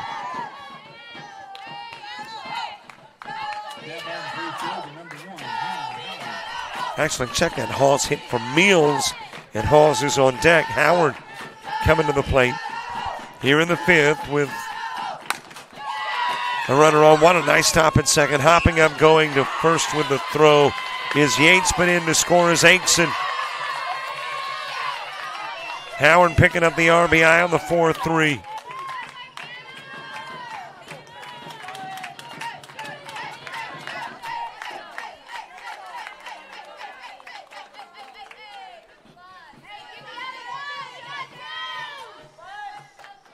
And there is 2 away. Tajay Hall's to the plate, popped out to center field in the fourth. Hit it about as far as you can smack it without sending it out of the park.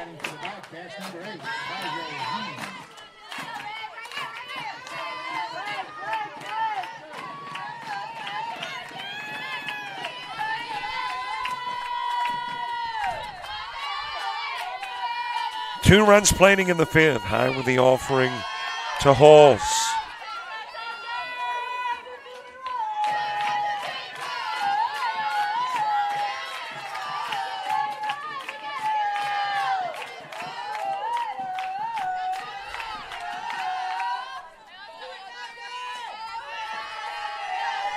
Two-0 pitch. Outside of the strike zone, 3-0.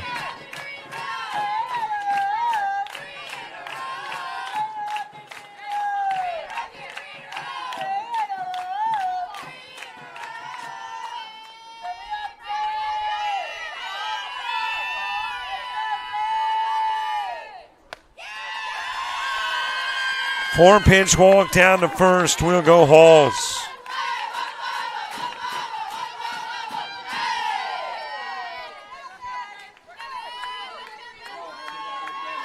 Got a base runner on with two gone.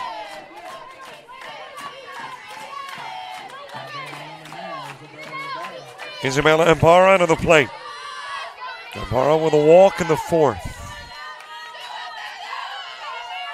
Quinn McIntyre moving to the on-deck circle.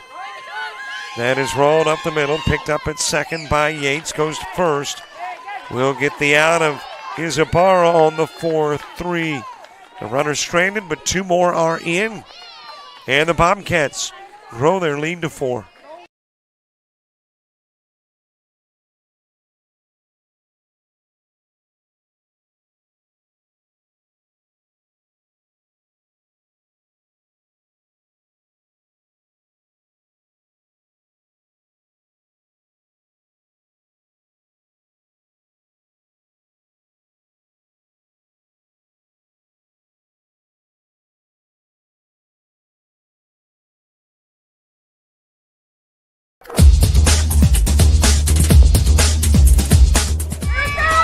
Just about all White Jones County. Diving catch at shortstop.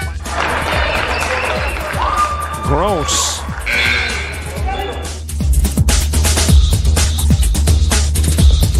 Towards the gap. Diving catch in center field by Ben Aklinski. There is a shot towards deep short. Kraft's got it. Long throw over, and he got it.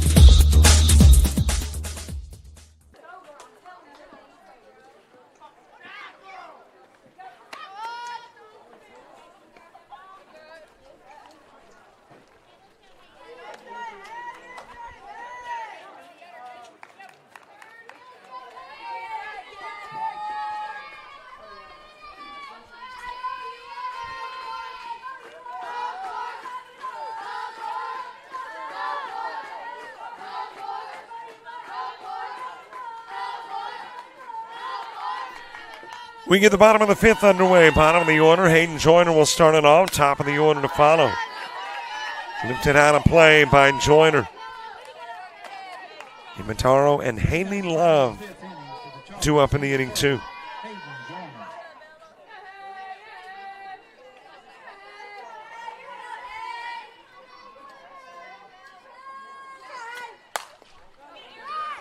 And will ricochet off third baseman Ariel Reynolds.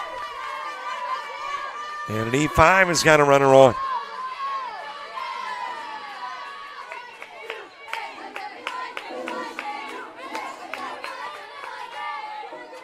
Top of the order coming to the plate. Emily make that Imataro with a runner on at first. Haley Love to the on-deck circle, bottom of the order in the bottom. I make that the top of the 6th for East Georgia State.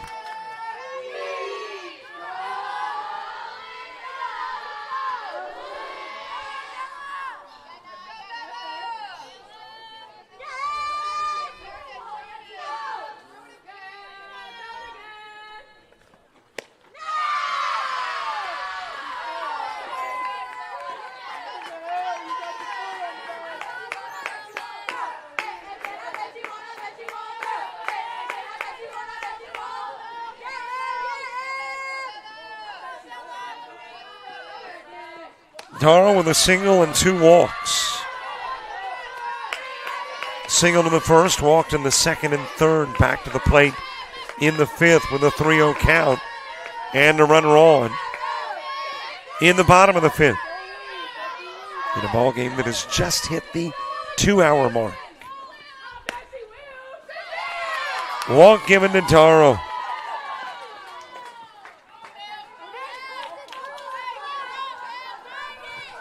So a couple of base runners on as Haley Love makes her way to the plate.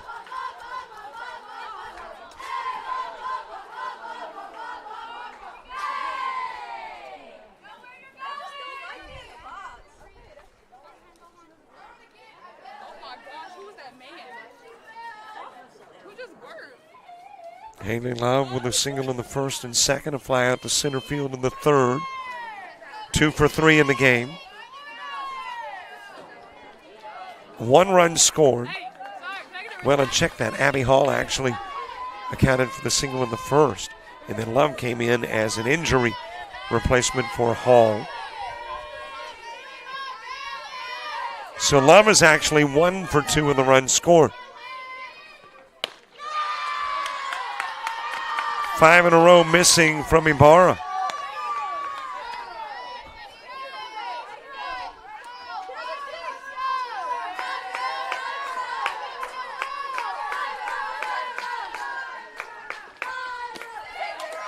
Make it 6 straight that Ibarra has missed.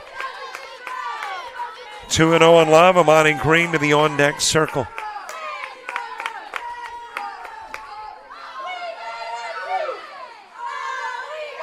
And now coach coming out to talk to Isabella Ibarra. She came into the ball game in the bottom of the second. But keep in mind, the bottom of the second was about an hour ago.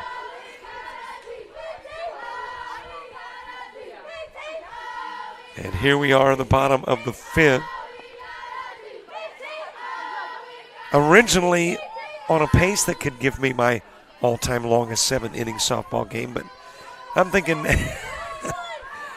Dave Elder is eating a tangerine and pretending like he's not hearing me, suggesting that power in words or jinx factor.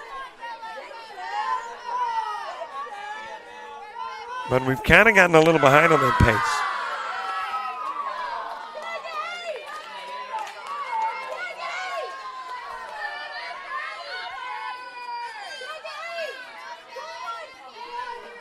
Couple of runners on, tying run on deck.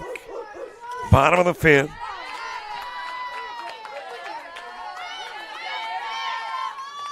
Count runs to 3-1 on Haley Love. This, by the way, has become the longest game. I think our longest prior, an hour 58. As that has popped up, but not out of play, able to get over and make the catch from first is Riley McCray. And register the first out, leaving a couple of runners at the moment at first and second.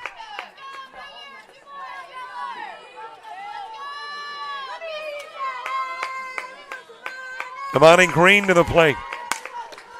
That's another shot right back to Ibarra, and again, Ibarra handles it like a champ.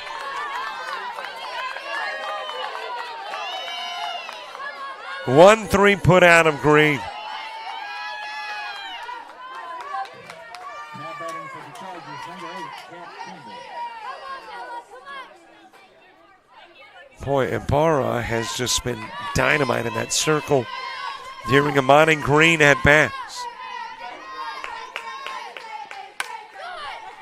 That is floated towards right field. Drops in as a base hit. In to score is Joyner. In to score is Darrow. Kimball delivering with a 2 RBI single.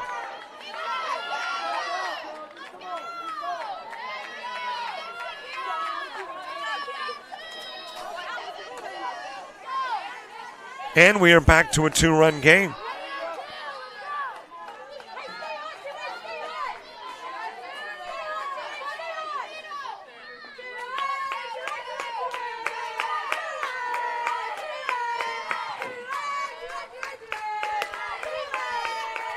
High pitch to Emily Freeman. Now batting for Georgia Highlands. Freeman is homered, singled, and hit into a double play.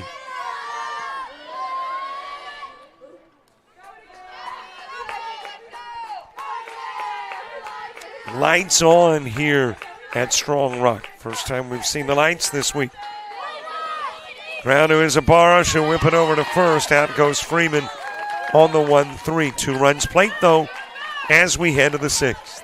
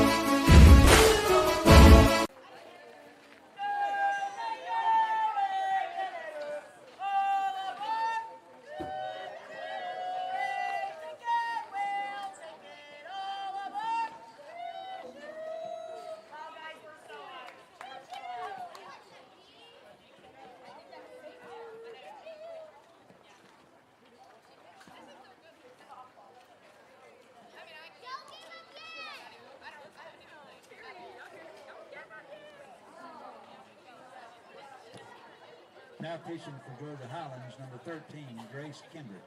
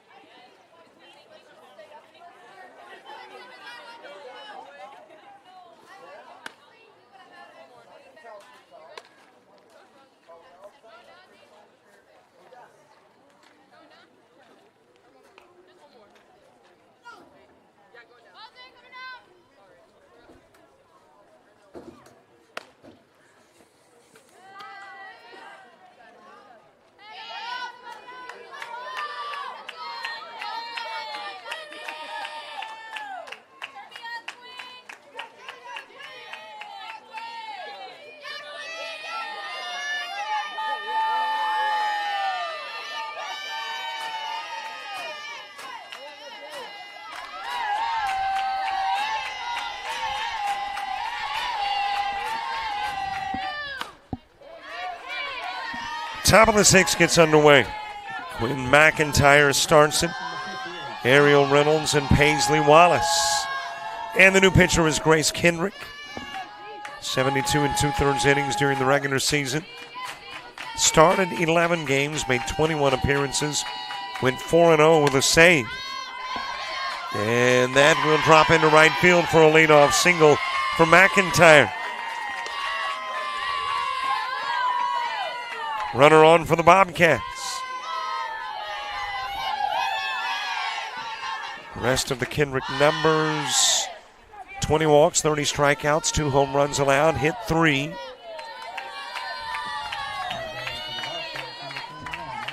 And gives up a single to McIntyre.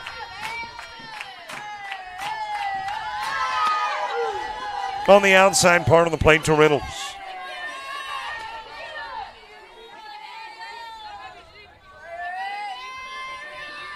An 11-9 game.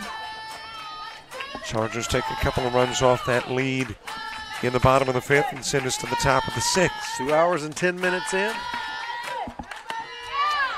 Yep. What you thinking on that 3:41? Huh? The 3:41. 3 hours 41. Personal high for me in a 7-inning softball Why do you game. think last inning I was off there eating tangerine? Because I knew I wouldn't get another meal till tomorrow morning at the rate that you're wanting us to go. Well, you don't have anywhere to go tonight, and I'm not driving all night, so. You're beside yourself, aren't you? I'm going to get to go to the hotel to watch The Office and work on some game links. Dude, you need to throw it on some NHL hockey. 1 ball, couple of strikes. Well, there's a few Office episodes about hockey. So is that comparable? Yeah, I've seen one episode of The Office. Have I missed something? You know, if you just watch the pilot, which is I think 6 episodes, you'd be going, I don't get it. Yeah. Because I didn't get it for 6 episodes. But then when you start watching in the first season and beyond, you just kind of get vested. And I'm probably the only person on earth that I have seen an episode or 2, but that's it, of Seinfeld. I've seen all of Seinfeld. See, I just never did get into, for whatever reason. Well, when I'm home, the routine is at about 9:30, get with the wife and watch a couple of episodes of something. It was The Office. It became Seinfeld. Now it's The Nanny. The Nanny. Yep. Nothing in 1 the count on Ariel Reynolds. You know, something, whether it be on Netflix or Prime or Hulu or whatever, and, it's several seasons, and I put the limiter on my wife that, all right, no more than 2 episodes in a given night. I'm not going to sit here for 8 hours, and my wife would sit there and binge that. Agreed. We just watched a couple of episodes a night. Nothing in 1 the count on Reynolds. Of course, we're not independently wealthy like the Elders. So I got to get up and go to work the next morning. Hey, McIntyre in at second. Don't hate on me just because I work from home, all right? I do a lot, too, though, from home. You do, so there you go. Nothing in 2 on Reynolds. Reynolds struck out, sacrificed, and reached on an error.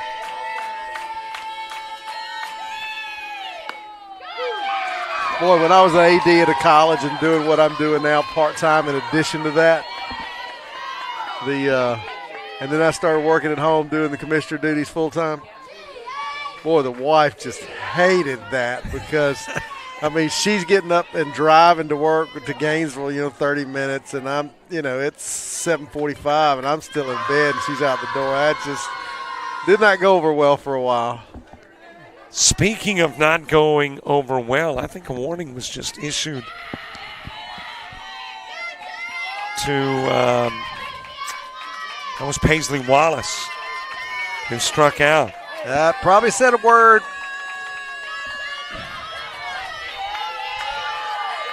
On her way back to the dugout, back to the top of the order, Jalen Hall. Yeah, I think I remember seeing her head turn back. When you address them directly, that's when you're deemed as trying to show up the umpire. Jalen Hall, 2 for 4. Had to address that with Bryce Harper. He got ejected at the College World Series, and I was D1 baseball chair at the time. He called third strike and sort of buckled his knees and dropped the barrel of the bat, but then he drew the line where he said it was, and that got him an automatic ringer. Got to do an interview one of these days with Harper and just say, tell me about Dave Elder. He'd say, who? What you say is the guy that escorted you back to the bus when you got ejected at the College World Series. There was a lot of drama around that, too. Oh, I mean, man. not just the ejection of him, but the next day. The next day, it continued on. A little bit inside with a pitch to Hall. Aubrey Clark to the on-deck circle. Somebody asked me last week, said, what's a good story from all your years of college athletics? And I told them that, and they're like, wow, that is a good one. Because what went into the next day, folks, if you think ejecting Bryce Harper was the least of everything that went on. Low pitch and a walk given to Hall. Down to first, she will trot. McIntyre will move over to second. Well, just when the Lady Chargers cut into the lead, down to 2, and then the top of the inning. Now, next thing, the Lady Bobcats got 2 on, but there are 2 outs. But we have seen over the course of this tournament the past 2 days a lot of runs produced with 2 outs. And the Bobcats trying to continue that trend with Aubrey Clark to the plate. And Clark will deliver that into center field. It is scooped up in center by, wow, what a throw. Darrow got it to the plate and able to tag out Quinn McIntyre. That was a huge throw by Emma Darrow right there. Saved a run, got the Lady Chargers out of the inning. And got McIntyre thrown out of the plate. We go to the bottom of the 6th. The Bobcat lead is 2.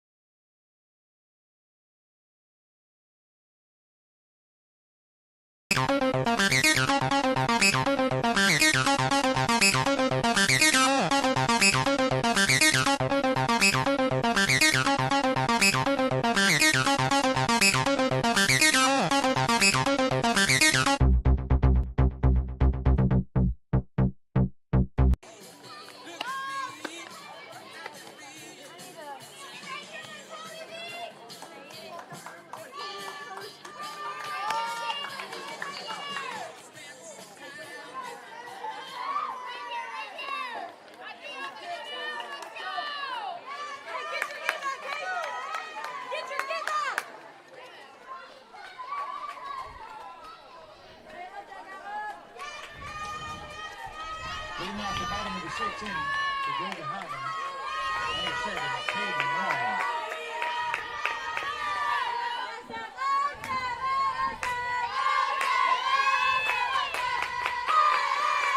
Bottom of the 6th gets underway. Caden Warren will start it. Abby Yates and Macy Andrews due up in the inning. There are key points in a game. When you go back after the fact, you go, man, that was major. Will that throw out, Darrow of McIntyre at the plate, become that point in the game for the Chargers? Could very well be. Usually we look at plays offensively where a run scores and it says, okay, is that run going to be the difference in the ball game? This one we're looking at, okay, is that throw at the plate to keep a run from scoring, then allow a team to come back and tie or win. Remains to be seen, but we always look, you're right, we always look at those. 0-2 pitch to Warren. That is ground to third but foul. Did you see that horrific accident in Pittsburgh Stadium last night where the person fell out of the stands in the outfield? No. They fell out 20 feet high, fell out into the outfield. And they had stopped play for 10 minutes. And, I mean, I finally saw, I heard about it, but I saw video today. It was a little, I guess you could say, graphic to some extent. But it almost looked like the person jumped out of the stands. Wow. I'm like, what's going on here? How are they? That I don't. Last I heard, I thought they were in some serious condition. But crazy. 1-2 on Warren. Abby Yates to the on-deck circle.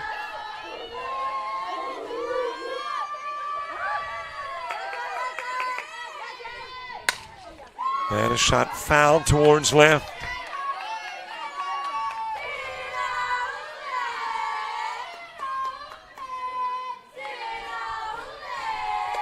And great to have you watching wherever you are watching. A reminder, I haven't done it lately, but we are trying to get all kinds of YouTube subscribers. I think we're like at 6,400, and we want 7,000. Of course, we want 10,000. Then we want 15. And you're not greedy. You just go to the next goal after. Yeah. Let's just say once you meet a goal, you set another goal. How about that? Never happy. The ultimate goal is $1 million, but I figured out that if we did like 50,000 a year and take 20 years, to get $1 million. So that may be out of reach. I will own up to. I'm realistic. Ground to short, fielded, knocked down. Akeson recovers and goes to first. Gets Warren for out number 1. Nice play, a little bit of bad hop, stayed with it.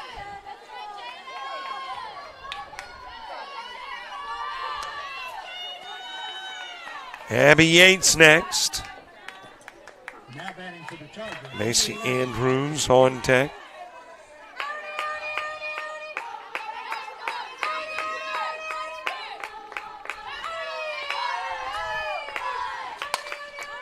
That is a high fly ball left field to the warning track and then out of the mitt of Quinn McIntyre.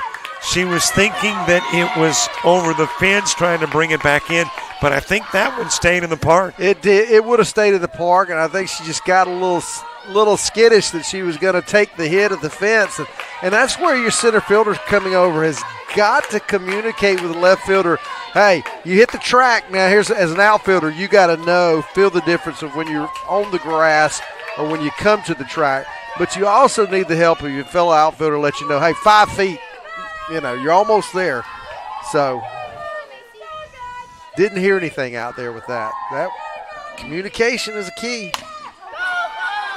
E7, that will leave the park. We got a tie game. Macy Andrews delivering.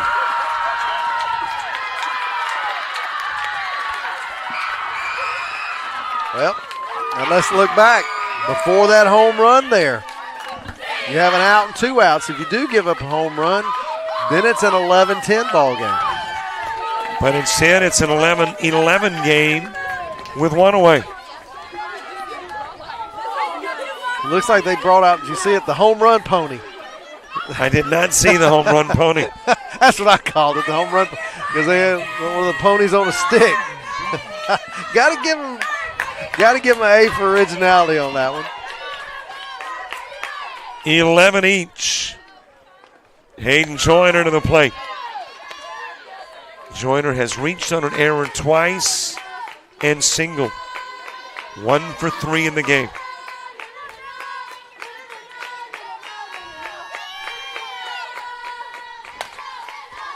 That is hit towards left. It is hit right to Quinn McIntyre. 2 gone as we go back to the top of the order.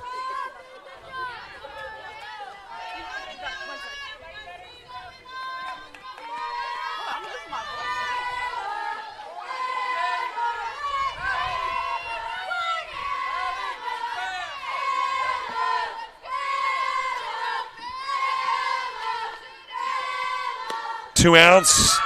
Imitaro to the plate. She has walked 3 times after singling in the first. Walks in the second, third, and fifth.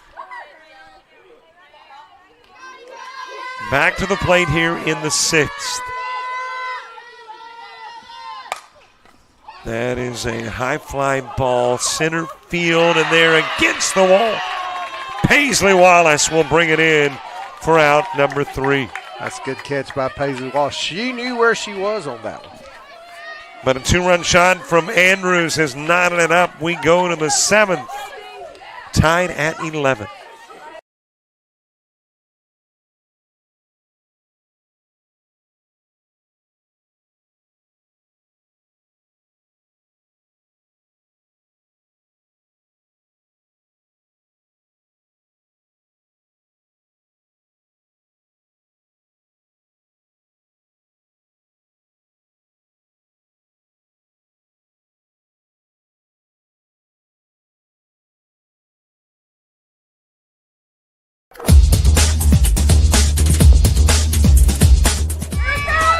Just about all White Jones County. Diving catch at shortstop. Gross.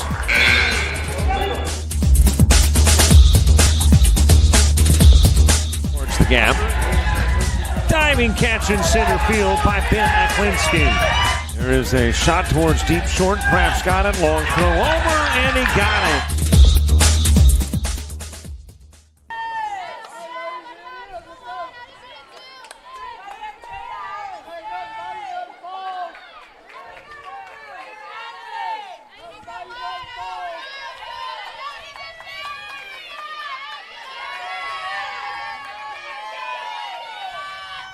Well, you can't get a whole lot closer. 11 each. 12 hits for the Bobcats, 13 for the Chargers. Just about the same number of errors as well.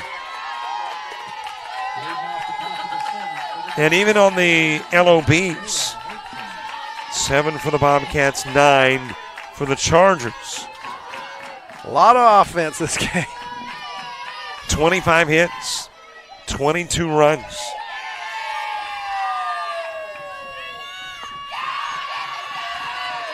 Jada Aikson starting it off in the 7th for the Bobcats.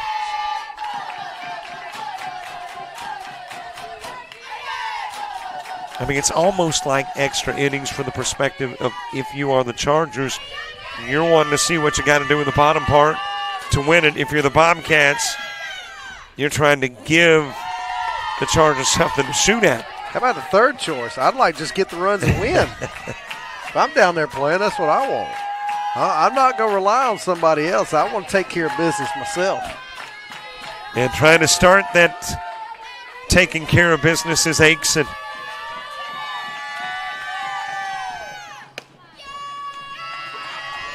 And she'll be given a walk down to first.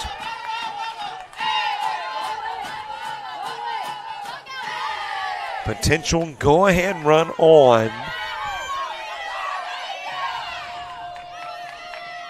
Top of the 7th. Hannah Howard coming to the plate. And let's see how the Bobcats play it. Do they try to sacrifice the runner over? No need. Dropped into left field. Base hit.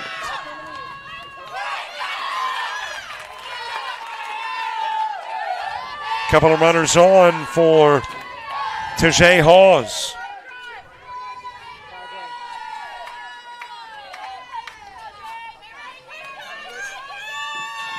A walk and a single, 2 aboard, top of the 7th, 11 each.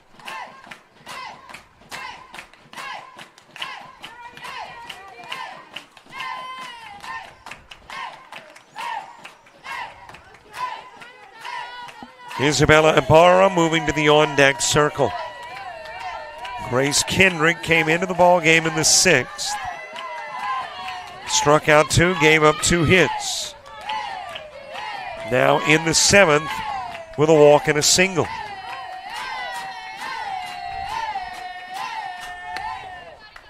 A little bit outside with a pitch to Hawes.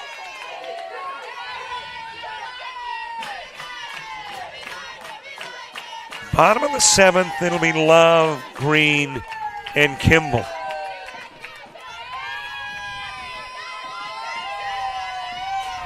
One-0 pitch. Inside, 2-0. This is a huge pitch coming up from Kendrick. You do not want to run it 3-0.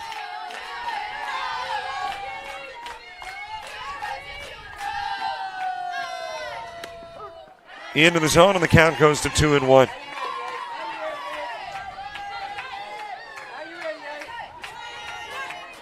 Hawes walked in the 5th. Back to the plate in the 7th.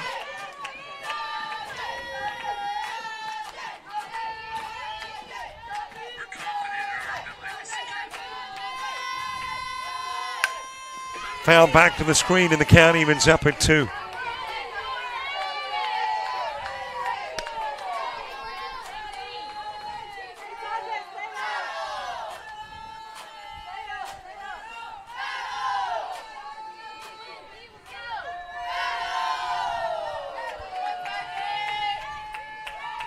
Two balls, 2 strikes, 2 on, nobody out, top of the 7th. That is caught behind the plate by Caden Warren, 1 away, and the runners stay put.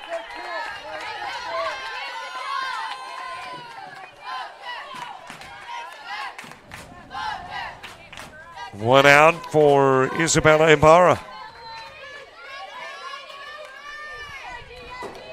What are you talking about? You wanted to get to 7,000 subscribers? You got 92 watching right now. game like this draws attention. Well, you got an 11-11 game, top of the 7th. And the winner is going on to play in the final 3, which I guess we could call the terrific 3. And this is a huge game. Yep. You win, you keep playing. You lose, you start prepping for next season.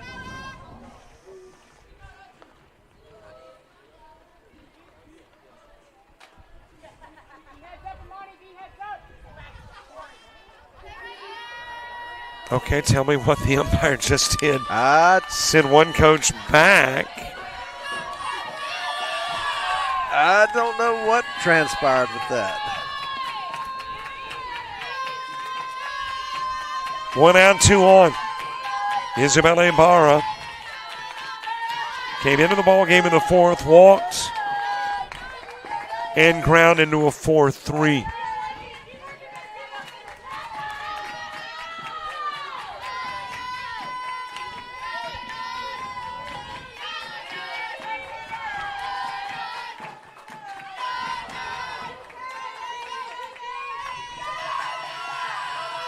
Quinn McIntyre on deck.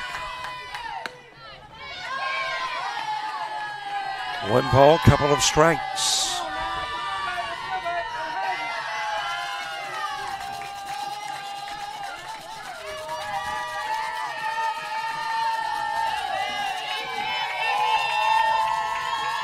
Ibarra batting in the spot where Kaylee Sanders, the starting pitcher, batted originally. And there is the strikeout of Ibarra.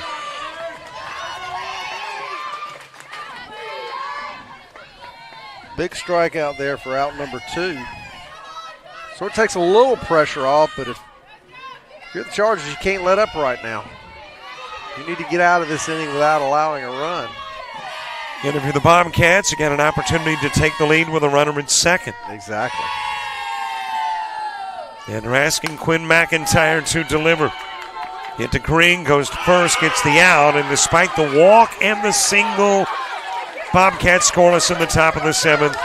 It is the Chargers now looking for a walk-off in the home half of the inning.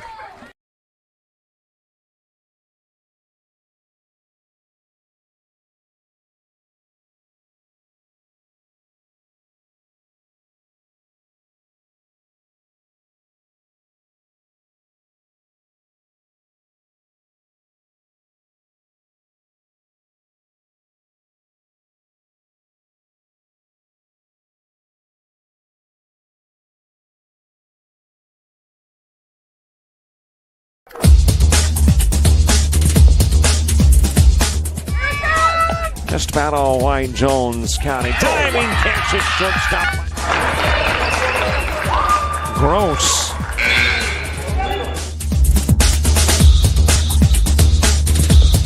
Towards the gap.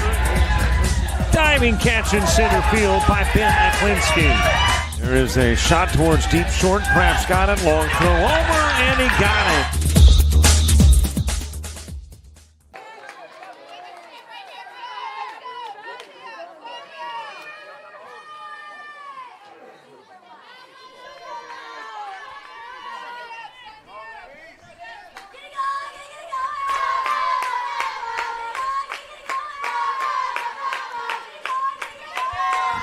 We head to the bottom of the 7th.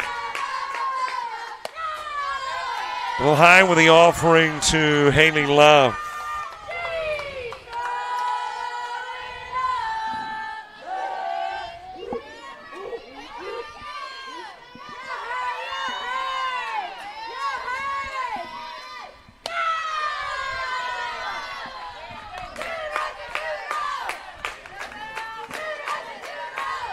Two balls, no strikes. Chargers looking for a walk-off.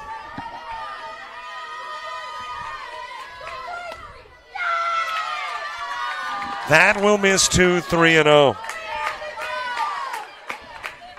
Well, we saw a walk to lead off the top of the 7th. It turned into nothing.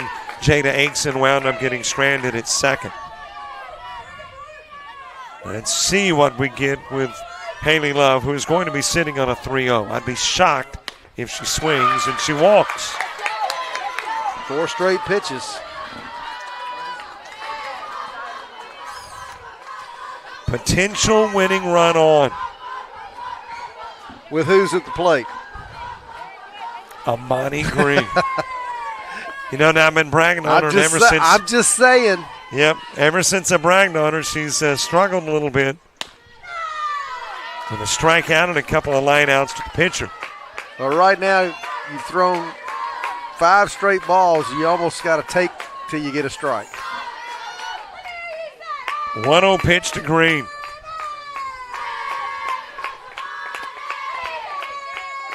That is 6 in a row missing from Ibarra.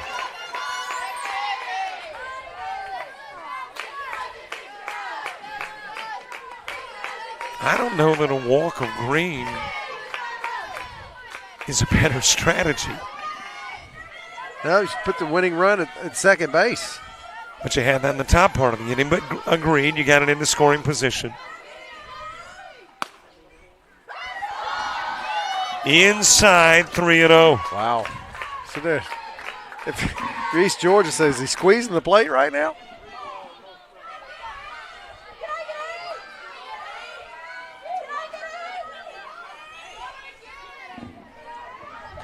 .30 offering. 8 pitches missing, 2 on.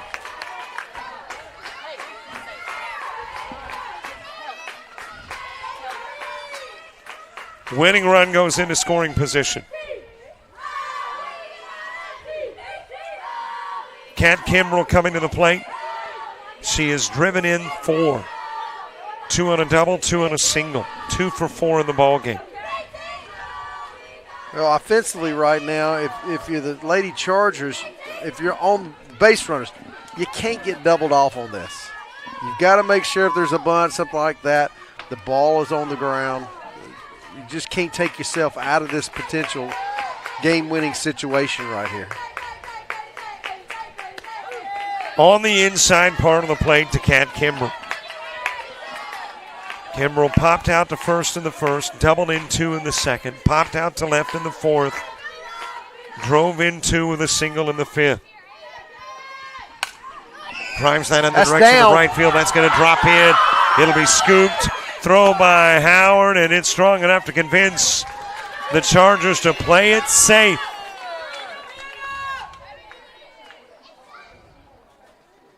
And diving back to the bag is Haley Love.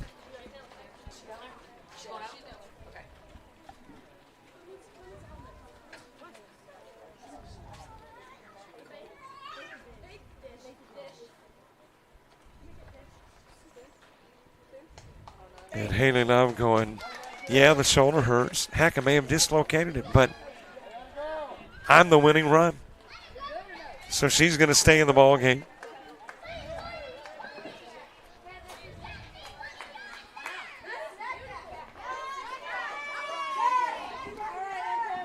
Emily Freeman coming to the plate.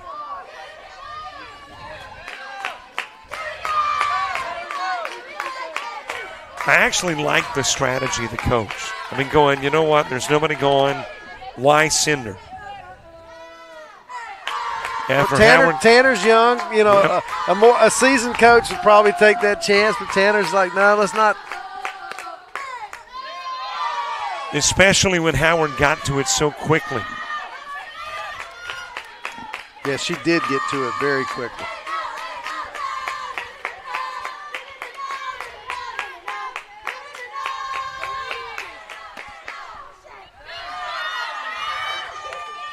Well, talk about pressure now. You're not going to see a squeeze in this situation because you've got a left-handed batter.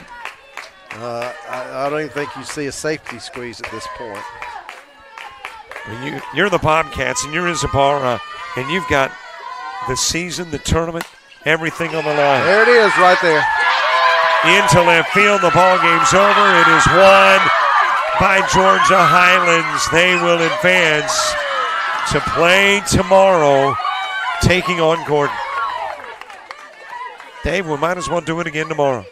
We're going to do it again tomorrow. All right. Now, we'll be here. If you want to be here, come join us. Glad to have you back on JockJive on YouTube, and we appreciate you sitting through this with us, and glad we're able to bring some GCAA softball to you. So come back tomorrow at 9 o'clock we've got Georgia Highlands playing Gordon State. The winner of that game will go on to the championship game at 12 noon against Georgia Military College. And my apologies. The folks in the press box want to go to the house quickly. So there you got kind of a funky look from the press box, but there's your final. With 13 hits for East Georgia State, 3 errors, 11 runs, 9 runners stranded. Georgia Highlands, 15 hits, 4 errors, 12 runs, and 9 left on. That'll do it for the day. We'll see you tomorrow morning at 9. Have a great rest of your Thursday.